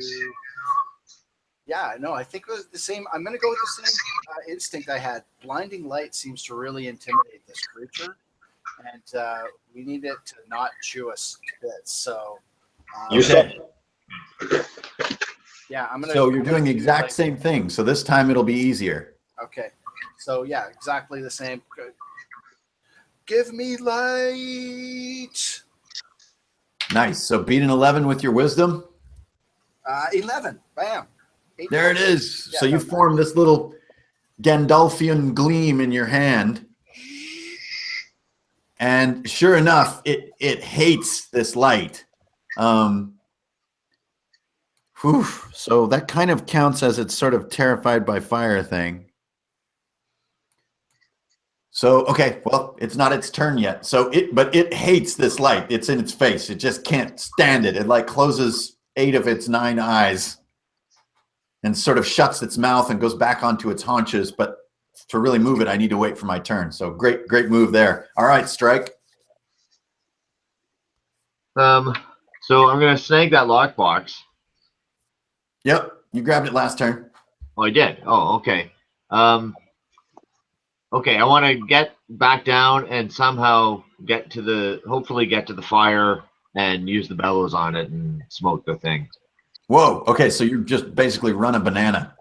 Well, I mean, yeah, obviously I can't do that all in one turn. Yeah. Okay, so you get over here into position by the fire, basically. Okay. All right, great. Awesome. Slog, you're up. So we came here just for a tooth, right? Not a specific tooth? Correct. Sweet. Slog is going to try to, while this thing is distracted with a light, like throw the chain onto his teeth and see if he can like rip one out. Sweet. So not really trying to kill it, just trying to get the hook in the mouth and tug. Yeah. Okay, so I would at this range, I would call that a ranged attack. So use your dex on that 14. Can I move closer? Yeah, if you want to get like right here, you can use strength. Yep. Oh my god. I rolled a 3.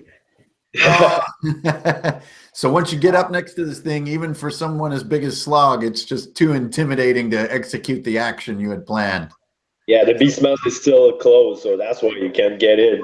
Yeah. Right, yeah, it's got its lips, its little reptilian lips are covering its teeth. Okay. So that is the end of my timer. No.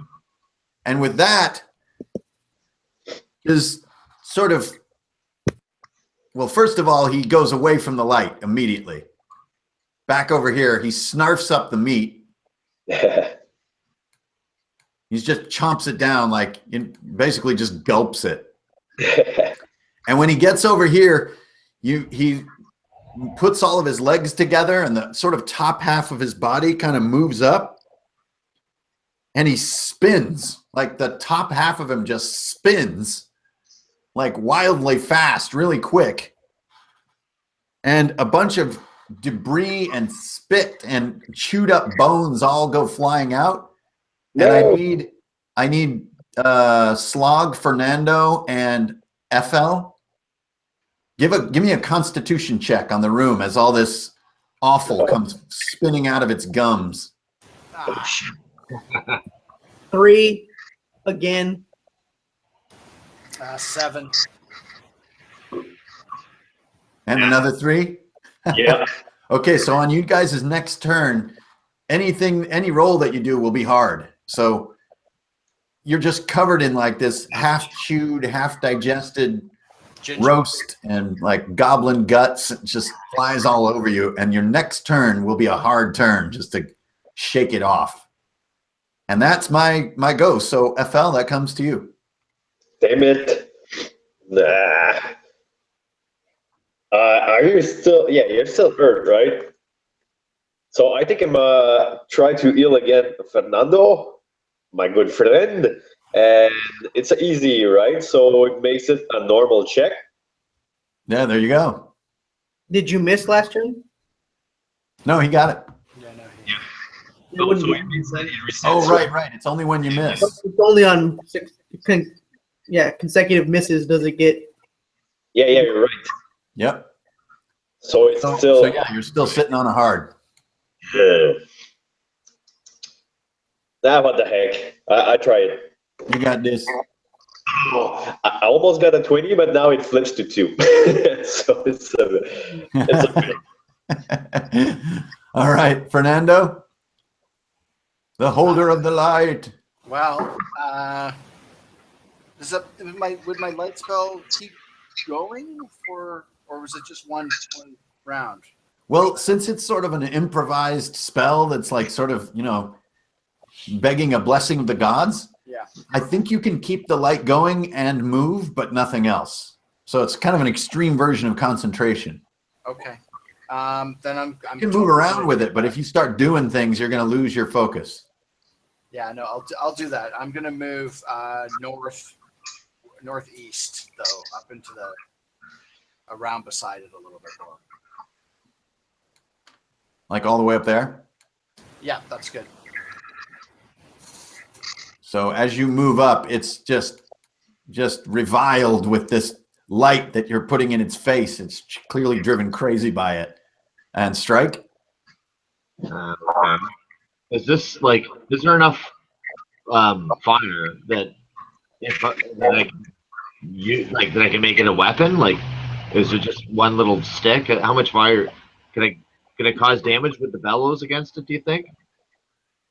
Yeah, I mean, you could basically, get this one big log to just go to be torched, like in a matter of seconds. So it won't be a huge lasting fire, but it will be one big hot burst. Okay. So I'd have to get it closer to me though, I guess. Yeah, I mean, the fire isn't going to get much bigger than, like that. Right. Okay. So is that goblin alive or dead? It's dead. He's dead. Dead, eh? Okay. Well, I don't know if this thing can understand me, but I'll do my damnedest to make it want to eat that goblin. Like, hey, the yummy goblin right there. Come eat it.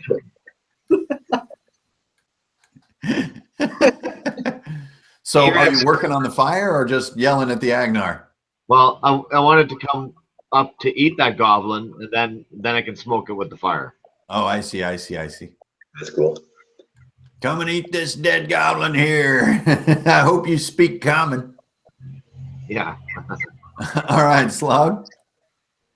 All right, Slug is gonna move up and get like a little bit of high ground on him.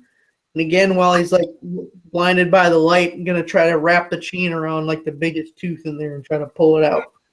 All right, nice. So getting the high ground will nullify your hard roll. Awesome. So, but you're gonna have to get right up next to him if you want to use strength. Yep. Okay, go for it. Hit that 14. Rolled the nat 17. Nice. Total. Okay, so the AGNAR is a 3-heart creature, Oh, but to pull one of these tooth, let's just call that a 1-heart task. Okay. okay. So, Can give me a heroic tug. I use my coin for? Sure. Oh, there you go. That's saving it up for a rainy day. 3, 6, 7, 8, 9, 10. Exactly. Nice. I rolled a So 3 and a 3. You yank one of these huge fangs out, and like when it comes to the AGNAR, every tooth is a fang. So you you pluck one of these big things out of there. Give me a 50-50 on if it comes toward you or if it sort of flies a random direction. Yeah. Low is toward you. I rolled a 5. So high. Random direction. Okay, so now give me let's do that 1d6 directional thing that we always do. So 1 being 12 o'clock and then on around. 2. 2. Okay, so Fernando, catch it. Oh, it's right up in my area. yeah, so if you look where the target is, that's where the tooth lands. Okay. Wow. So you pop it out and the chain comes loose on you, but the tooth like flips the other direction. Nice turn. Way to save up that coin. So that comes to me. So boy, he doesn't like that. Oh man. Which one? Well, I hate making these decisions. So 1, 2, 3, slog. 4, 5, 6, easy meal. Hey, and it's a 5. The goblin. So he loses teeth all the time. He doesn't care. So he just lurches forward and swallows this goblin in one bite. It was loose anyway. It's like when you're a kid and you try to pull a loose dude. That's awesome. So that whole strategy of feeding him a goblin just kind of saved Slog right there.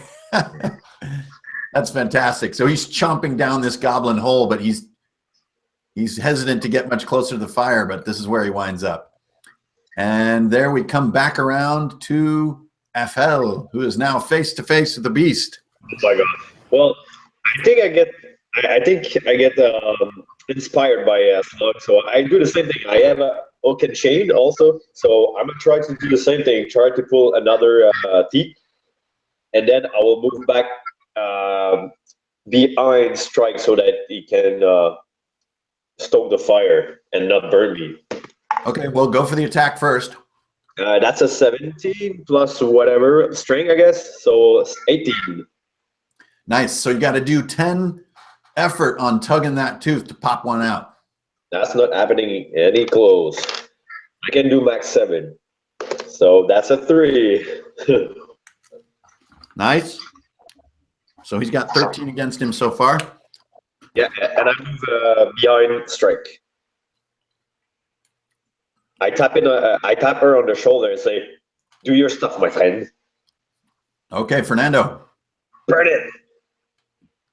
Well, Fernando's got the easy job here of grabbing the tooth that fell on the floor. But that will negate my wonderful light spell that's keeping this beast at bay. So I'm going to do it anyway. Grab the light. And hope that Strike does some business with Bellows. So going up here. Yeah, grabbing the tooth. Okay, you got the tooth. And it is juicy and huge and creepy and gross. Yeah. Okay, and you're right against the back wall there. Okay, Strike. Can I, I'll use the bellows and see if I can fire blast this thing. So sure enough, a couple of pumps and instantly this fire consumes that log, but in doing so bursts into this huge conflagration for a moment, really bright in the cave. So for starters, let's roll some ultimate damage against the AGNAR here. So roll just a raw d12. Okay. Oh, 7. Yeah, that's good. 7. Awesome. So that's 20 total damage has been done to it so far. So after this initial burst, this fire, since it was just sort of one fat log, dwindles down to nothing and it's just a coal. And we have the rest of the fire back here. And the cave goes a little darker after that flash. And the AGNAR, the whole, if it had a front, the side facing you anyway, it's all singed and you can smell this horrible kind of roast lizard smell. But you definitely like boil one of its eyeballs out. Oh God. Okay, Slog. All right, Slog is gonna like make his way towards the exit and yell "Go!" And then as he does, he's gonna like throw the chain like into the AGNAR's mouth. Well, this looks a little bit, well, I guess go around sort of. Yeah. Because like as my action as passing the AGNAR, Slog is gonna chuck the chain in his mouth. Cool. We'll just roll a dex attack just to make sure you tangle him up with it.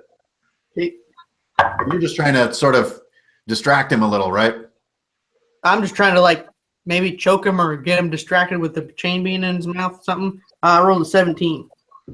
Nice. So yeah, it flies right into his mouth, gets all wrapped up in those guts and inner workings in there, and he's chomping on it, eating all the, like he can easily just break the links in this chain by chomping on it, and he's just grinding it out of his mouth as you run past. That comes to me then. Whew, he's got a lot of targets now that there's no fire. Is he not busy jumping on a chain? Well, I think, sure. So on a 1d6 with a 1 or a 2, all he can do is chew on that damn chain. If I get a 3 or better, he can take an attack. It's a 5. So he had a chance. So he just slings most of it aside. And then I don't think he's really going to pay much attention to Fernando. It's that fire stoker that he wants. So he just gets right up into you guys' business here and goes for the attack on strike. So he's 5 on the rolls. Hits a 16. That's a hit on you, right, Strike? It is. Okay, then he's got weapon damage there for his teeth, and that's 3 damage. Yeah. Okay. All righty. That's on to you, Afel. Oh, and with that, actually, I'm going to roll the session end timer. And it's a 2. This session is over in 2 more rounds. It doesn't look like the end of the cavern is going somewhere because this AGNAR must be going outside from someplace, right? The cave is totally enclosed. So they must have brought it in here when it was young, or it came in through an entrance that is now blocked, or you don't know how the thing is. Maybe it can squeeze through this little cataract here. It's hard to say. All right, so I'm gonna move just behind Strike and try to heal her. I don't think you can quite make it. I think this is too crowded. Damn it. You'll get a run through though, so that would be a freebie bite for the AGNAR if you want to make that move. That's really crowded. A lot of people. And what about Fernando? Can I see him and through the dark? Do I know if he's bird or not? Well, you know that he ran back there, and then the cave went pretty dark, so you can just barely even see his shape back there, but you know he's back there. All right, so I've been inspired by Fernando's light summoning, so I think I'm gonna try to do that also. I'm like, oh, that's actually a good idea. Priest learning. That is granted me by Rel. Show me your light from the heavens. Oh, a 17 also. So +1, 18. Yeah, so you managed to sort of summon this little gleam of faith down here. And Fernando, you still have yours up, right? No, I don't know. Well, that's up to you because you said if I did another action, I picked up that tooth. So Yeah, so okay, great. So when you went to pick up the tooth, because it took all your willpower to keep this thing going. Such an ugly, hideous tooth. Yep. And then FL kind of takes your lead and realizes, that's a handy little spell. I wonder if I can do that. He manages to conjure his own, and the cave is illuminated again, this time from this direction. To do Ghostbusters and crosses the beams. Okay, Fernando, that's you. Okay, well, I really think that it appears that the AGNAR's somewhat disabled right now because of that light. I'm going to try to bypass it and get out of this cave with the tooth. Whew. Make a run for it. He's got, I think it's so crowded, he gets a freebie if you go past. Okay, I'm going to go for it anyway, man. I'm brave. There you go. That's the spirit. So he goes for the bite. 5 on the roll. And he rolled a 3. Nice. Sweet. So you go by scot-free and come back out here near the entrance. Nicely done, dude. Way to just dance in the face of fire there. Okay, Strike. So yeah, I will. Can I attack and back away? Would it get an attack of opportunity if I did that? Nope. That's for like sort of running through him. Okay, well that's what I want to do then. All right. So firing an arrow. No, knife work. Okay. So stab him first and then pull back. Yes. So beat that 14. 20. No. Oh, nice. Natural? Yeah. Oh, sweet. All right. Do your ultimate. Boy, you could take him down here. 10 points takes him down. Okay, 12 and 6. Correct. Okay. And your strength bonus. So. Oh, no, not your strength bonus. Your weapon bonus. Weapon is +1. There you go. So 6, 12, plus 1. I got a 9 and a 4. Oh! Thing. Spin your dagger up between your fingers. Stab it right in the eye. And the thing slumps down and dies. Right on. Oh, nicely done. So that was bringing it all the way to, what, 33 total damage. Nice. So as this thing slumps down, the top half of it kind of slides open. And down in the gums, amidst all the gross stuff that went flying, there is a little iron box from some poor victim that it chewed up in ancient times, down amongst the gums that you can see. I assume that you'll nab it. Oh, yeah. Yep, I can, yeah. Okay, Slog, you see the thing go down. Was that a chest? Did somebody else grab that already? I think Strike did, yeah. Okay. Can I don't know. Slog is going to ask if he can have the chest. In exchange for these Slog no like talkie rock. It's like, yeah, I want to say, yeah, like, well, let's all share the chest.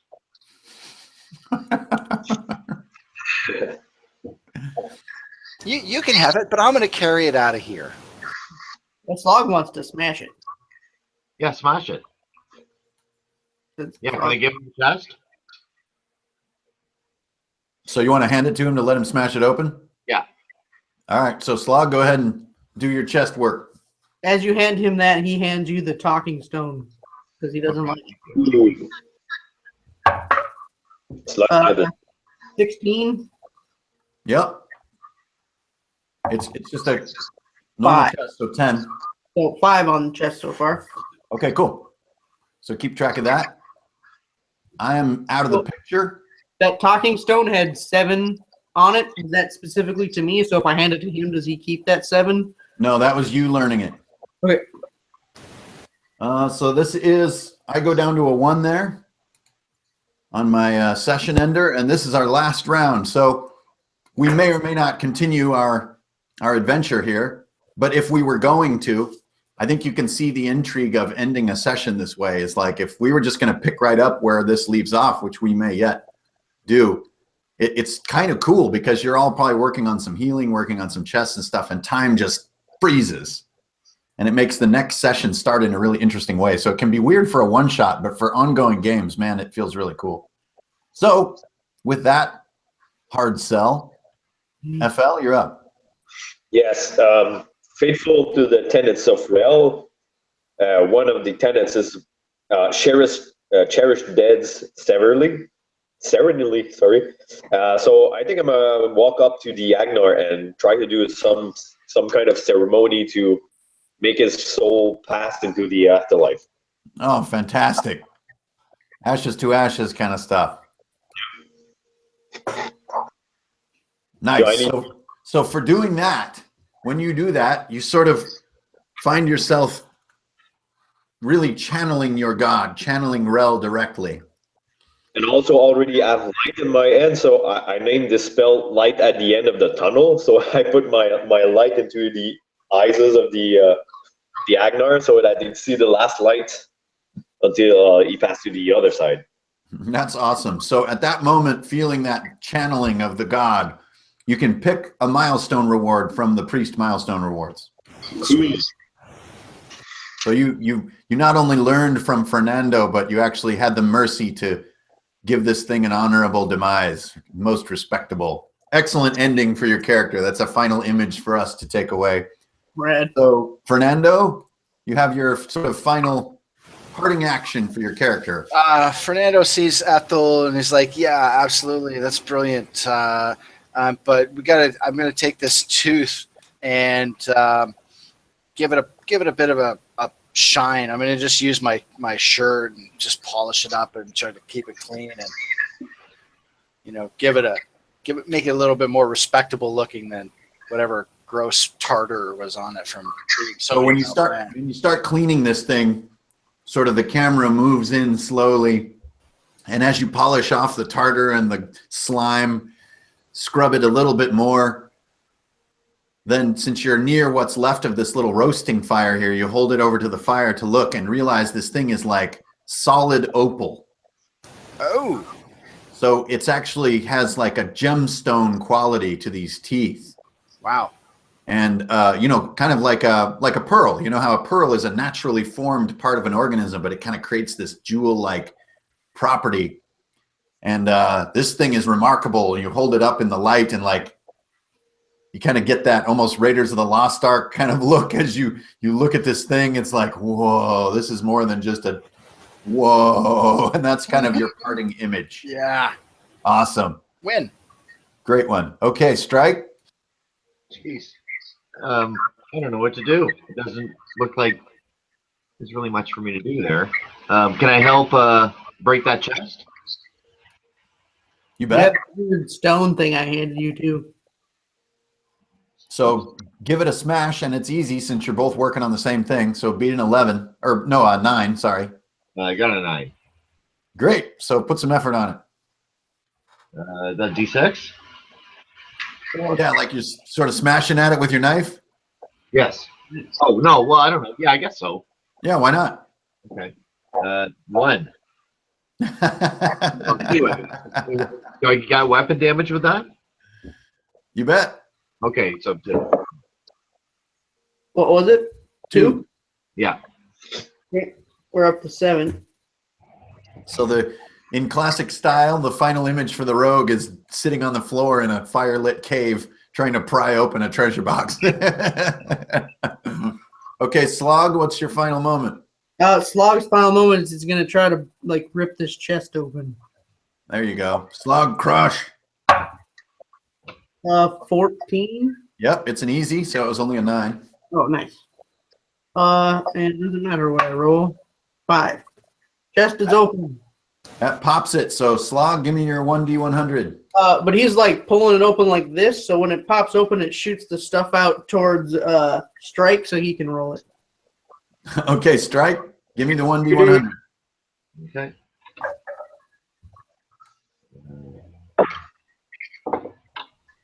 $62. 62. Oh wow, this is a great one for Slog especially, but for anybody. So you find the Ring of Eris. So this ring, when you're recovering, instead of recovering 1 heart, you recover an extra. Whoa. Oh, yeah. So we haven't had long enough games quite yet to do recovery, but you can look it up in the book how recovery works. It's, when you move into hourly time, you can use one of those hourly turns to recover a heart. Now, again, like once a longer game gets going, you're going to have, 3 heart characters. Mm-hmm. And this is basically a sort of a short rest mechanic. So if you can hide in the dungeon for, an hour before the rest of the battle breaks out, like the recovery control becomes kind of critical. And this ring is a way to power up that step. So I'm not sure who will want that. Again, loot gets a little weird if you don't know if you're going to play again, because on a one shot, who really cares about future loot? But maybe we'll continue this campaign. I kind of hope we would. I think it'd be fun. So that's the final moment, is that Slog pops open this box and this jeweled ring rolls out right in front of Strike, and she lifts it up in the firelight. Whoa. And dun dun dun, and that concludes the Tooth of the AGNAR, the Savages of Kath, with our 4 heroes. Well done, guys. You survived. Awesome. Great I game. think one more of those flying leaps from the AGNAR and a couple of people would have dropped. So that is it, everybody. To my players, thank you very much. It was a fun game, nice and short. Yep. And hopefully we will continue Savages of Kath. We need to get that tooth back to the Baron and see what heroic deeds await. But mainly we just wanted to do a little demo of how ICRPG plays tonight and show a little bit of the gobbledygook and how they play into using XSplit and trying to sort of do game boards. Did that feel like understandable to you guys? Super great. There's 2 questions in the chat if you want me to read those to you. Yeah, you bet. So the first one was, can you put out in a future ICRPG edition, I suppose, the game boards that you just used? Yeah, so everything that you saw tonight, if it's not already in the digital packages, will go in. So this is what I meant by the free updates forever on ICRPG, is that everything you see this year as we're playing and making little maps and little doodads, I will just put all those files into the download pack on the core set. So you'll kind of, it's not like the most epic art in the world, it's this kind of silly marker art, but it can be really useful if you're playing on Roll20 or on XSplit. So, if you get the core, you get all the stuff that gets created as we keep on going. And then the other question, or I guess more of a request, I suppose, was to take what we've just done and turn that into a module for ICRPG. Yeah, I definitely think that kind of stuff is in the works. And anytime you have an early group like this, because remember, the whole game is still a work in progress. So even though we're going to have some hard copies that are going to be coming out, they'll have a few typos in them.